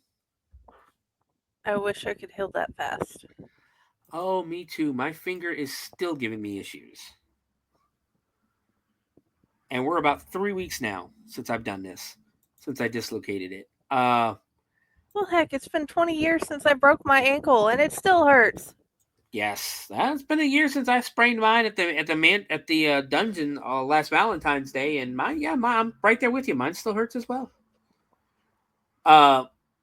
Traigon meets Mara, introduces himself as her father, and she just, she gets pissed when he tells him he's Traigon. She's ready to fight, ready to kill him. Then he tells her he's her father, and she's like, "What? Yeah, I'm your real father." And she's just like, "Well, why did you kill our mother?" And I'm like, "Hold up. So they told these girls they were adopted. But nobody bothered to tell them, hey, not only that, you're female. You're a girl." Because again, let me remind you, Mira and Mara, the twins, do not know the difference between male and female. Or man and woman. Makes no sense. It truly, truly doesn't. But leave it to Jim Wynorski. So they take her, they lock her up. Erlich, they're going to, basically because he's a cheater, going to impale him. And when I say impale, they strip him naked, put him on a pole that is greased, and then put a pointy stick at the bottom that is literally, as he slides down, really close to going up his ass. Yes. And I'm sitting here going, I hope they're faking this, because if I was this actor, I'd be really fucking nervous. He had a whole lot of faith. Yes, he did, because that almost broke the dam. Like, that got really close in between there. Did you have anything else to say to that? They were doing good at getting like certain things correct for the time, like the torture techniques, but I couldn't have trusted those people that much. Well, they end up stopping because they found the monkey finds Erlich's compass or some kind of medallion, and apparently he is from the old bloodline or the ancient bloodline So now apparently this adds something to the sacrifice, where if the old bloodline mates with the firstborn, His and sperm helps for some odd reason.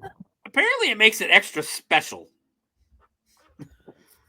It's that special sauce, man. Apparently Ehrlich has the special sauce because apparently it is really going to help. So they cut back. There's a quick conversation between Mira and Baldur. They cut back, and now Mara is dressed as a female, and she's drinking a potion, and apparently she's getting hypnotized by Traigon. She starts mentioning that there's a weird feeling in her body and her loins when she sees Ehrlich.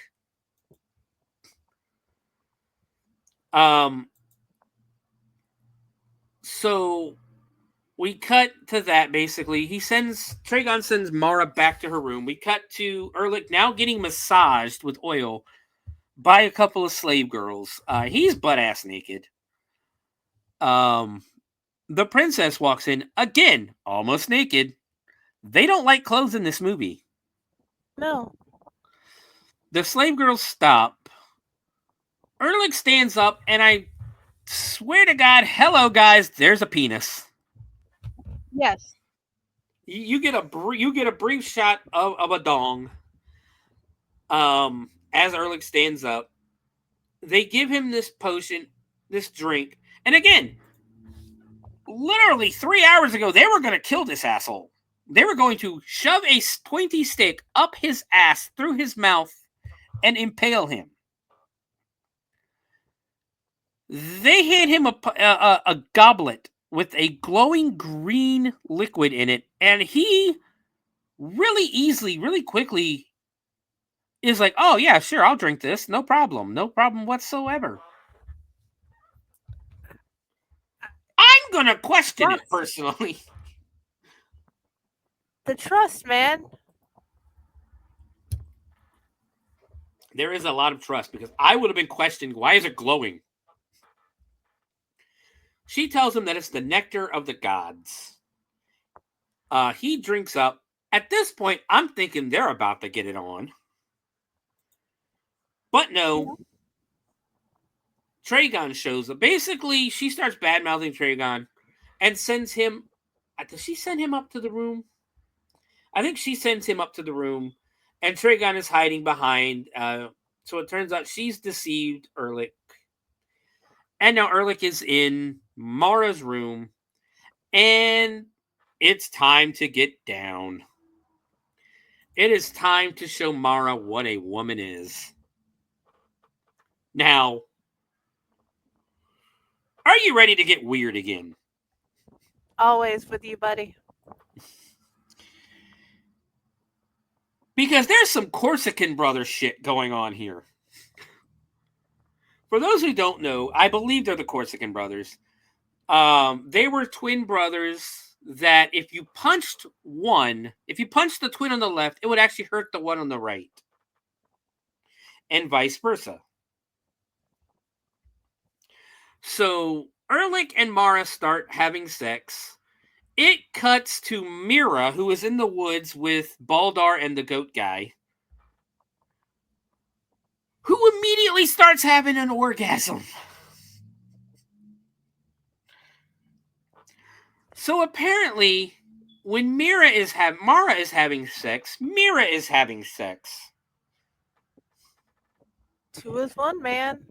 And she starts grinding and moaning on the ground, and Baldur's just like, oh, that's what's happening. Oh, it must be Ehrlich. It could be Ehrlich. Da-da-da-da. She stops, and then all of a sudden starts moaning and groaning again because now it's time for round 2, and Baldur just laughs and goes, yep, it's Ehrlich.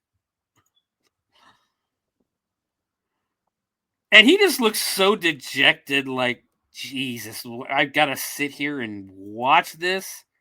Goat guy's ready to get it on with her. Uh-huh. to the point where Baldur has to stop him, and Goat Boy throws a fit and runs away. It's kind of saddening. It's just weird as shit. We cut to Traigon, who is now summoning fire, and that Erlich and Mara are still under the spell, because they keep drinking that nectar. Ape Guy is in the background, waiting for his prize, because his prize is still not arrived. And it's the night of the sacrifice. So...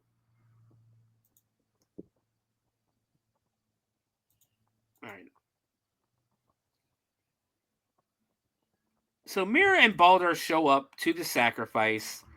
We get a fight between them and the guards. Baldur ends up getting shot with an arrow. They see Erlich and Mara standing up above the altar and that. Erlich and Mara. Baldur realizes that they're bewitched. He gets shot with an arrow. And then Traigon hits a spell and drops them beneath the ground and drops a bunch of block, like brick, like cement and everything, like bricks on them. And it's obviously, like, they didn't do a really good job with this special effect because it's kind of obvious that it's foam. But it's supposed to be like a bunch of like blocks and bricks and things like dropping on them. They get taken down beneath to a crypt. The monkey is upset because he was promised Mira. Traigon bitch slaps the monkey. The princess gets upset and says he wants his, prize. He wants his payment because he was promised the other twin. And Traigon tells him to go fuck himself. He's just a monkey. So the monkey gets mad and finds Baldur's sword. He takes the sword and goes running. We now have the priests showing up for the sacrifice. Down below, Baldur gets Mira to help remove the arrow that's in his arm. And then goes to explore to see if he can find a way out. Needless to say, it's kind of obvious because there's a bunch of like mummified corpses around them. It kind of becomes obvious that the mummified corpses are about to come to life. Oh yeah. So we cut to the monkeys. The monkeys they're all pissed now, and they're telling him where to find something. More drinking of the nectar of the gods to keep Mara and Erlich under the spell. So they bring Mara out for the sacrifice to put her on the altar. We cut downstairs, down beneath the ground again, and the mummies are starting to come to life. We cut now to the goat boy who was dancing in the field with 3 women. The monkey shows up and hands him the sword, essentially turning on Traigon. And Goat Boy realizes whose sword it is and goes running off to get help. He gets a bunch of villagers who grab basically their gardening tools, your rakes and shovels and scythes and that. And for some reason, the goats and sheep are going with them to fight a war. Why not? So, back at the sacrifice, Marla lays on the altar. The symbol above her is turning green as Traigon is starting to, the spell and that. Down beneath, the mummies are again still coming to life, and they basically essentially start attacking Mira and Baldur, which I think it was funny because there's one part where Mira stabs one and it doesn't die, and she's like, "Oh my god, it didn't die." Well, fucking yeah, it's already dead, dude. We cut to the sacrifice, and for some reason, Erlich is the one who has to do the sacrifice. Just as they're about to do it, I believe it was Mara on the table remembered what Jesus Moses said to them, Krona, before he died, and that if they ever find themselves in trouble, to the point, oh no, Mira says it, to the point where there's no hope, to just say one name. Can you remember the name? Because I really can't remember the name. I can't either. It was weird. I just know they screamed it like 3-4 times. Vital. Mira says the name downstairs. Mara says it up above on the altar. And then all of a sudden, this fucking thing appears in the sky. The best way to describe this is this overly muscular man, bat, lion, horse type thing. Appears in the sky. I have never seen anything like this before in my life.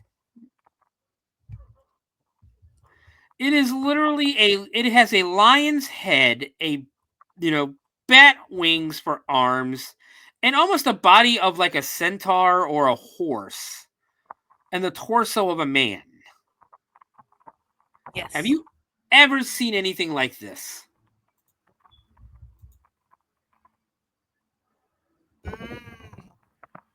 Outside of Full Metal Alchemist, not really. I have read a lot of mythology, and I've never heard of anything like this.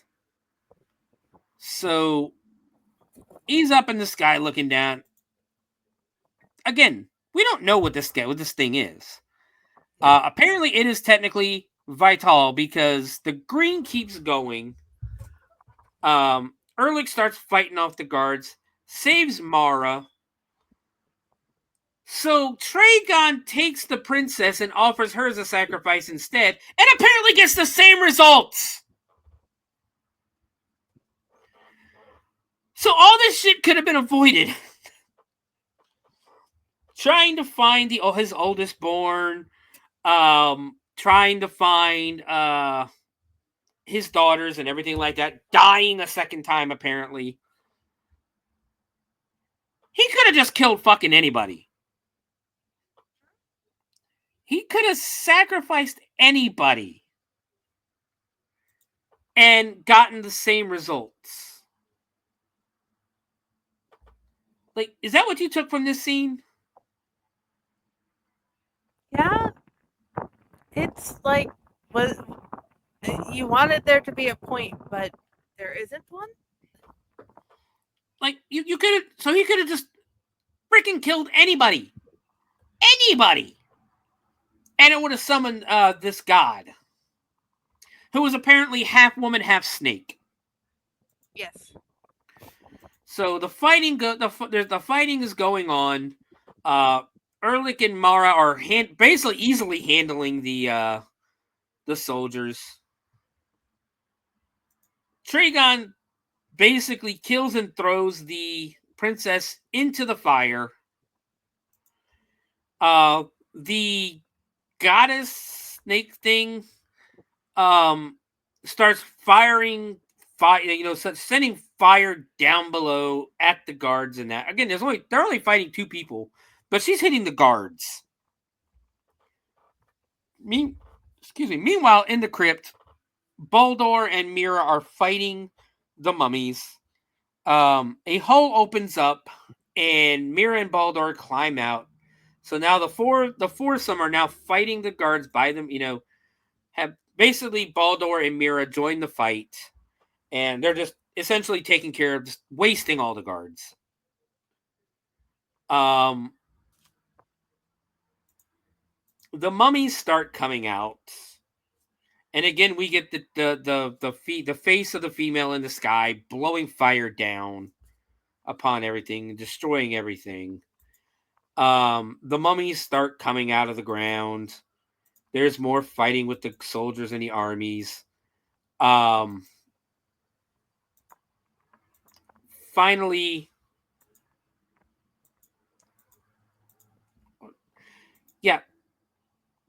the apparently the villagers have shown up. Oh wait, hold on. So we then get a scene where the lion, bat, horse guy starts fighting with the other god and uses force lightning, which apparently is all he needed to kill the other god.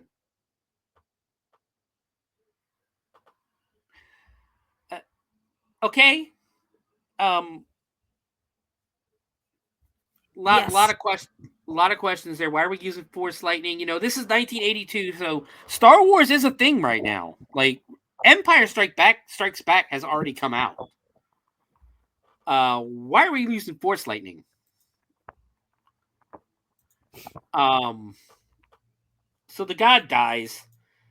The villagers get let in with their cow and their goats and their sheep, because we take sheep to war, apparently. Erlich goes after Traigon. He fights the other guard first, and it's funny because there's actually a really funny line, because the guard is getting mad. The head guard is getting mad, and Traigon is telling him, you gotta watch, to watch your anger. But as he's saying it, Erlich cuts the guy's shield in half, cuts the guy's sword in half, and then cuts his fucking arm off.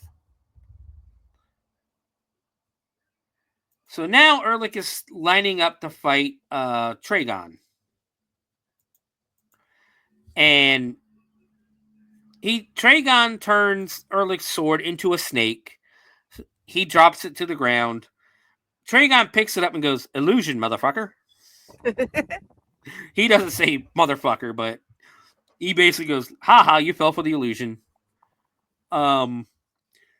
Goes to stab Erlich, and then from the side, 2 arrows come out and shoot him in the back from Mira and Mara. And apparently that's all it takes to kill him, because he drops to the ground and dies. We cut back, and that is like one of the most anticlimactic evil sorcerer deaths I've ever seen in my life. This movie is very good at being anticlimactic, because the beast didn't even fly. It's you have a whole lot of death scenes, but you don't have like well fought scenes. You don't have scenes with lots of emotions. No, it's like the scenes are playing out, but as if the acting is somebody's terrible. just being there. It's like, Yes. we're going to make these scenes happen, but we're not going to make them believable. You are the best fighter possible, but you can't fight. Yes. Oh, we'll get to the review in a minute. Hold on. So I was just commenting on the scene as you're watching it, because it's. Did you not think the same thing as you were watching? Wow, these people can't fight. Well, again, I have the pleasure and the, I guess, I'm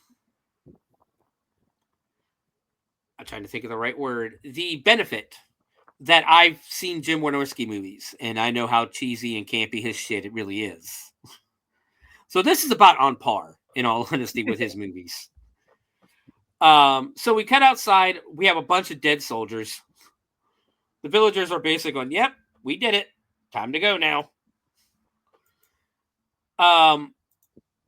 So the final scene of the movie, Erlich walks out arm in arm with both women.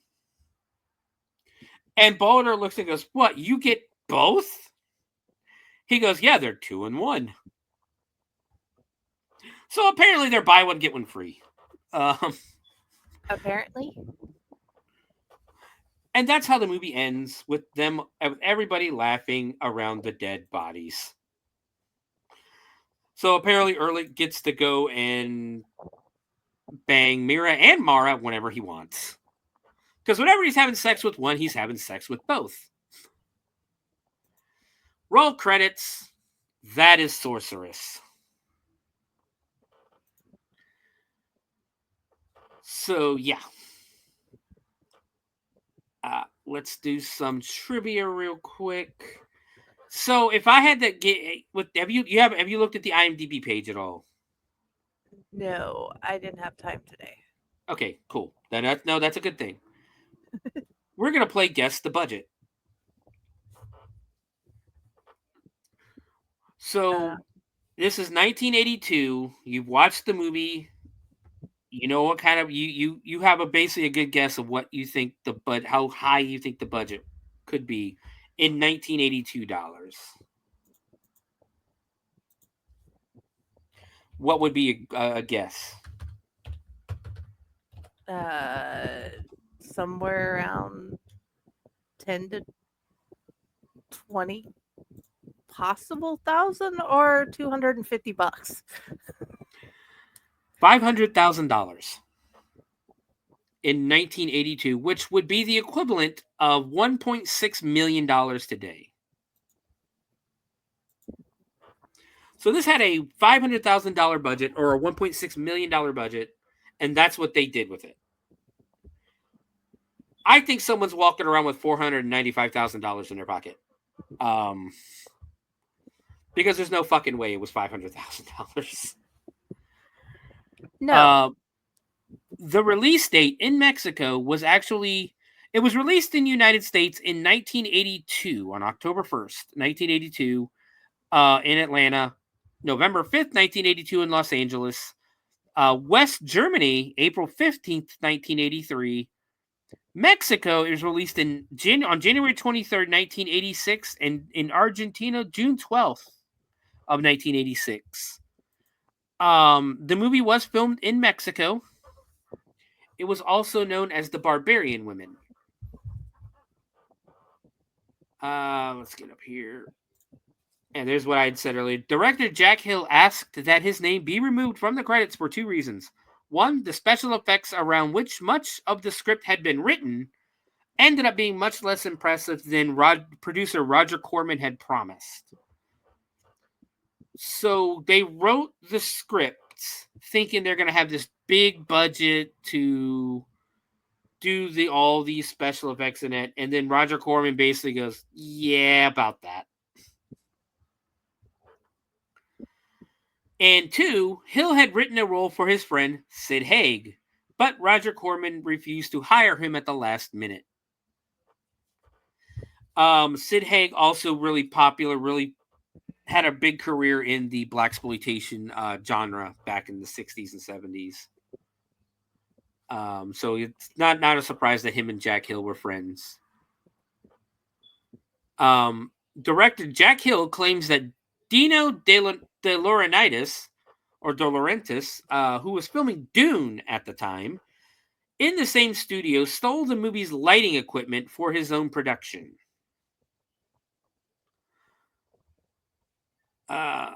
The name of the film was decided on when Roger Corman took a list of potential titles to a local high school and polled the students on which they preferred, even though the film didn't actually contain a sorceress.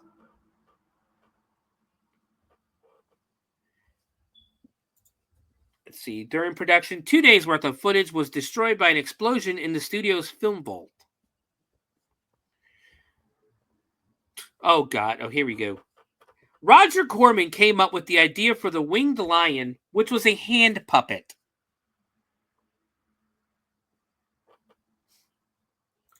What do you think of that one, Jen? It makes more sense. It was a fucking hand puppet. You had the hand puppet and the lady in the green sky. It's... Douglas Sanders studied apes at the zoo for his role as Hunu, the monkey man.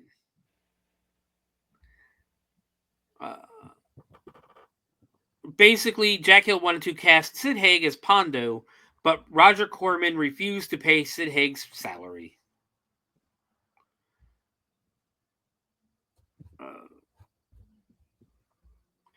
After the film was finished, producer Roger Corman had it recut and removed director Jack Hill's name from it, though Hill said over the years he asked to have his name removed because he didn't like the changes Corman made.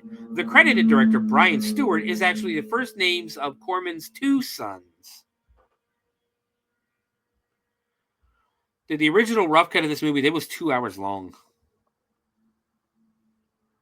Yeah. Oh.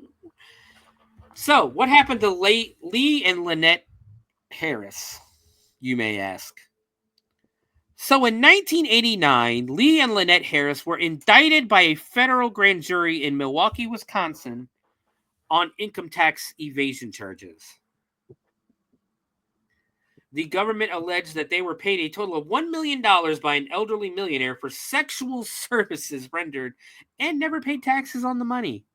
So, yes, if you are a prostitute, you are still required to pay taxes. The sisters were convicted at trial, but in 1991, the convictions were reversed on appeal and the case was dismissed. Jim Wynorski, who working in the advertising department of Roger Corman's company, wrote the script in a single week. Yeah, I can see that. After Corman asked him to.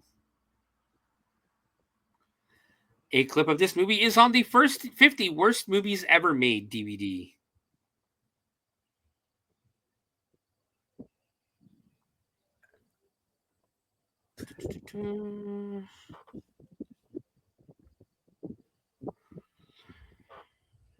Yeah, so Lee and Lynette Harris were twin Playboy playmates in March of 1981, the year before before starring in this movie.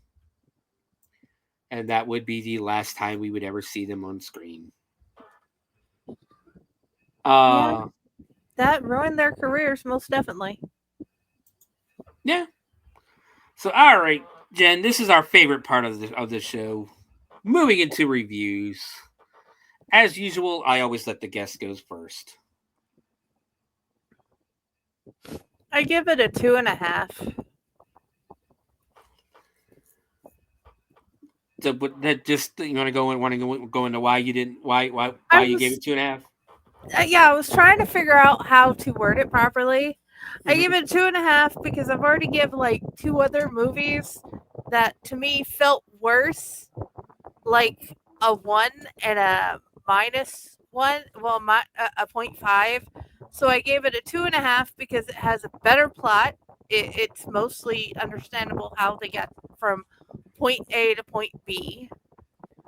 There's plenty of scenes to make what they tried to do seem like it makes sense. And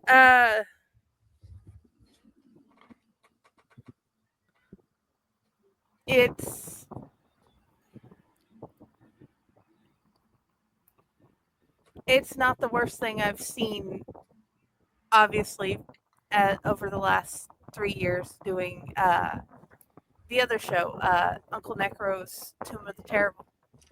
Yeah, you guys went through a string of Amityville movies, so yeah.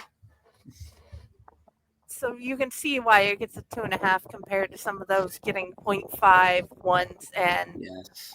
One of them got a -1. It was that bad. And you guys didn't even watch Amityville Thanksgiving. Well, we didn't do it for the show. I regretted having to do it for the friend. Yeah. I am sorry. I apologize to anybody who watched that movie because I reviewed it. I hope nobody did. I don't want anybody to have to sit through that. But yes. So you give it 2.5. We'll say 2.5 winged lion hand puppets. Yeah. All right. Well, I'm gonna go a little higher than that. I think I'd give it. I'd say 3.25 stars. I always look at a movie with rewatchable elements and things like that, and I think I'd rewatch this in all honesty. The campiness, the cheesiness is kind of fun. The plot makes no sense whatsoever. Especially when you take out the element of like the entire time, the entire movie he's going through, he's got to find which one's the oldest, because that's who has to be sacrificed. That's who has to, mate with the old blood before they're sacrificed to strengthen the sacrifice. And he just kills the fucking princess and throws her in the fire anyway, and the god shows up. Thus, to me, defeating the entire purpose of the whole movie. The whole thing where they don't know what women are, or what the reproductive values of women are, or anything like that, kind of didn't sit well with me. I don't understand how that contributes to the story. I get being naive, but I'm pretty sure everybody, even back in whatever time this was, everybody was taught the differences between, male and female. What can happen if you do anything with a guy of the sexual nature, and yes, so on. And then it got even weirder when Mara and Ehrlich were having sex, and all of a sudden Mira just starts like orgasming on her own in front of everybody else. And Baldar just like, yep, that's Ehrlich.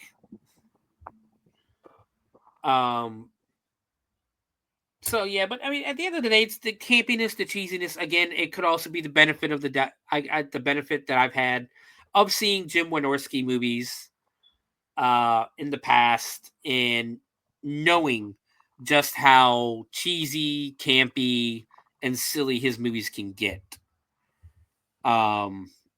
Like I said, he did. I think it was the Erotic Witch Project, or the Bear Witch, when he got in the 90s. He did a kind of like a sexual spoof of like a Skinamax spoof of the Blair Witch Project, which a lot of people did those. And he's got his newest, Jim Wynorski's latest movie is Dino Gator. Attack of the 50-Foot Cam Girl, Bigfoot or Bust, Giantess Battle Attack. Like a lot of movies on Tubi. Shark Babes, he's got a movie called Scared Topless. Cobra Gator. Arkansas Women's Prison Massacre, which I do not suggest to anybody watch.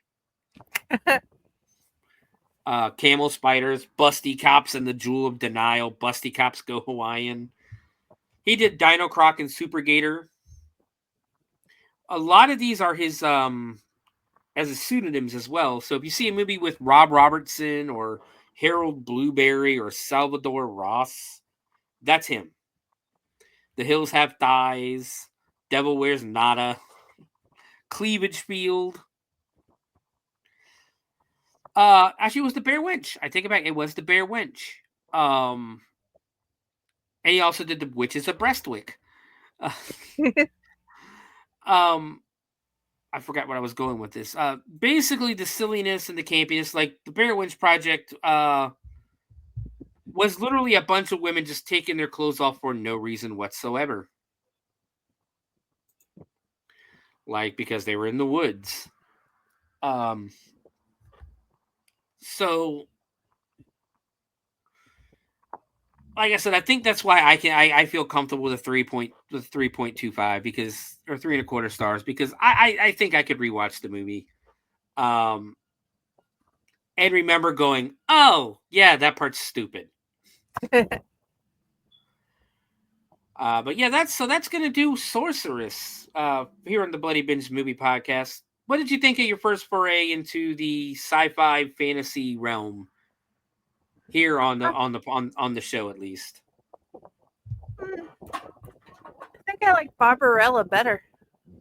Well, yeah. This also was one of the movies that kind of took and tried to. It came out after Conan the Barbarian, so of course, everybody and their brother now is making barbarian and fantasy movies because of how much money Conan the Barbarian made. But Robert E. Howard still did it better. True. Well, at the same time, too, they also wrote the script thinking, oh, we're going to have this giant budget. Roger Corman signed on. He's a legend. And what do you mean we get $30 for special effects? But Jen, where can we find you?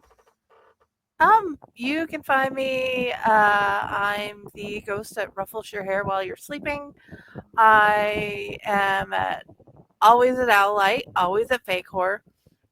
Friday with the Library in the Blue Box was my original baby, and my author page, Jennifer Elliott.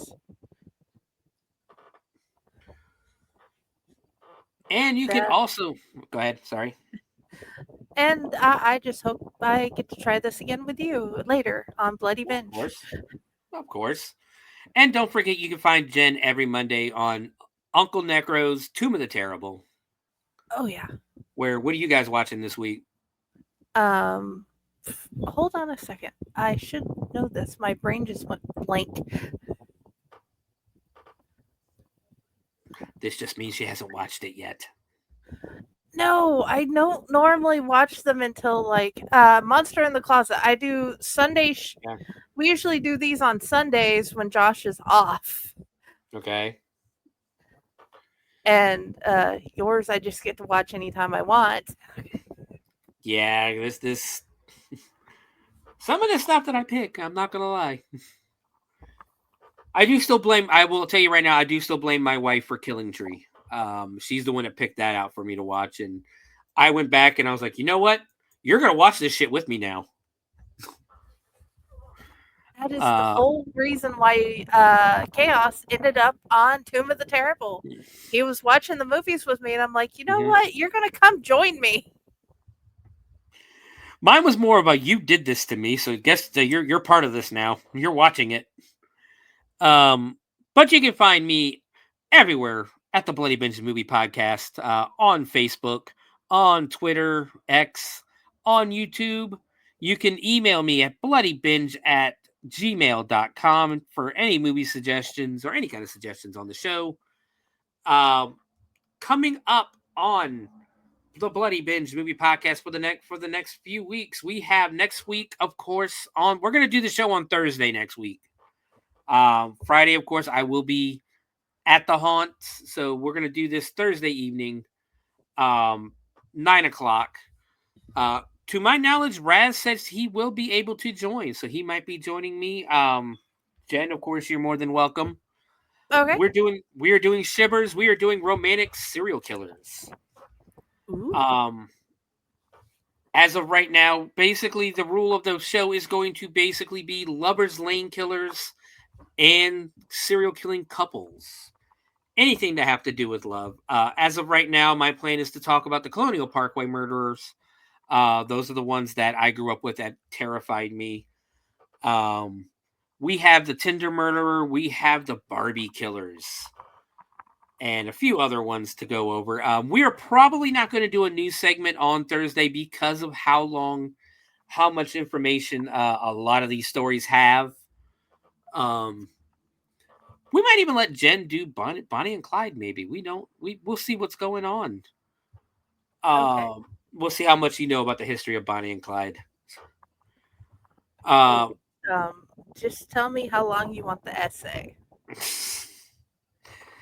We'll see. We'll see what's going on. Like I said, we'll see what I have. I have a list of people I need to look up. I've already done the Colonial Parkway is ready for it. I got to get going on a lot of these other ones. The Barbie killers especially have a lot of information. I know they were pretty big, pretty brutal, that one's a little disturbing too. So, about your theme is it could be a multiple episode theme. Yes. Well, I don't want to do because as much information as there is out there, like about the Colonial Parkway killers, I don't think there's enough information there to do an entire episode. Oh, I mean, like you can do multiple couples. Yes. Like one episode you pick a group and then later on you just decide I want to do another couples episode and then we get to enjoy that. Yes, because there are a ton of couple serial killers in that. But after that, the week after that, on the 21st, we are doing Sweatshop. It is a slasher movie, kind of more modern time, more modern. I think it came out in like 2021 or 2022. And then the week after that, we celebrate Mardi Gras. We'll talk about the history of Mardi Gras, and we will watch Mardi Gras Massacre. Then we move into the month of March. In March, on the first weekend of March, which I believe is also this 7th, we are watching American Ninja. That is a movie I wanted to do a martial arts movie, and that's a movie I grew up watching, and I love that movie. So my opinion on that might be a little biased. But we'll be watching American Ninja. On the 14th is our St. Patty's Day episode, and we have Unlucky Charms from Full Moon Pictures. The same people who brought us Puppet Master, The Wickeds, and a bunch of others. And then from there, the 21st, as I said, we are not having an episode. Unless something happens and we don't end up going to Horror Hounds, there will be no episode on the 21st of March, as I will be in Horror Hound, and we'll see about doing something there. And finally, on the 28th of March, we are doing, that is our spring break episode, and we are going to watch 2012's Bikini Spring Break, a cult comedy. So all that is coming up on the Bloody Binge Movie Podcast. I'm still working on April, but April 4th is our 1-year anniversary show. Oh, brutal. So I'm trying to figure out something special to do for that. I don't know if it'll be a special movie or if we'll do a live watch along or something, maybe. Where people can watch a movie with us. I just realized I spelled sorcerer wrong down there. Damn it. Well, I do know this guy that can give us permission to watch a movie. A certain movie, yep. I own it, and he made it, so we can do it, and he can possibly give us commentary. And are we talking about Monsters Gone Wild? I was thinking more like The Mime. The Mime? I haven't seen The Mime. Oh, I've seen the movie. I love the book, and I love the guy who made it. You know, Raz. Mm-hmm. And with him, it being his movie, we can get away with copyright and everything because it's his. Yes. We'll see. We'll talk about this a little bit, actually. But that's what everything coming up. Like I said, we're gonna have a couple of shows. I'm still trying to decide because Easter and WrestleMania are the same weekend this year. Oh, wow. And I'm trying to decide if I want to do an Easter horror movie or a wrestling themed horror movie, because that is what our first episode last year was, Body Slam, and basically a wrestling themed movie, obviously. And I don't know. And I'm basically trying to decide if I want to make that a tradition for WrestleMania weekend, is doing either a wrestling themed horror movie or wrestling themed movie or a movie starring a wrestler. So we'll see. I got some stuff to think about. I might do even the week before or the week after. We might do the Easter horror. We'll see what's going on, because we also in April have Shivers. I believe that's when we're going to go ahead and do Cryptids of Mississippi in April. So there's a lot happening here on the Bloody Binge. Hardcore Heels might start being a regular thing. I know it's going to be preempted this week unless something really big happens in the world of wrestling. Hardcore Heels will be preempted this next week, as on Thursday I will be doing Shivers, Romantic Serial Killers. So we have all this coming up on the Bloody Binge. A lot of stuff coming up on the Owlite Network. So yeah. And then tonight, at the usual 9 o'clock time we get to meet Elizabeth the Vicky. I am pronouncing it wrong. I will get it right later. She is this wonderful horror author, and I absolutely love her stories. Great speculative fiction horror, and she will make you think, and she will make you feel. So please come join us later tonight for Unprinted Pages so we can meet her and pick her brain with my weird questions. And you, of course, can find that on the Owlite Network on YouTube and on Facebook. Yes, I nearly forgot. Sorry. Oh, you're good. I know I have a lot of people watching on my X page as well, so I just want to make sure they know where to find everything. So yeah, go like and subscribe to the Owlite Network on YouTube and on Facebook, so you can get all the shows, extra horror movie shows, wrestling shows. I believe you guys do comic books sometimes. Oh, yeah. That's all on the Dorking Podcast Network. You can find our comic books there. On the Dorkening. You could also, I think you guys used to, I don't know if you guys are going to bring back the D&D, the Dungeons and Dragons. I'm hoping at some point. Until then, you can find Calypso has a new story coming out soon in a anthology, and I will tell you the names and everything as of next week and start posting it everywhere. But Calypso will have a story that you can read. She is not gone. She's just living through Page until we can start the game again. There you go. So guys, yeah, keep a lookout on the Owlite Network page, on the Bloody Binge Movie Podcast page. Be good to each other, and as always, keep watching horror. And keep reading horror. This is true. Keep reading horror as well. See you guys next week.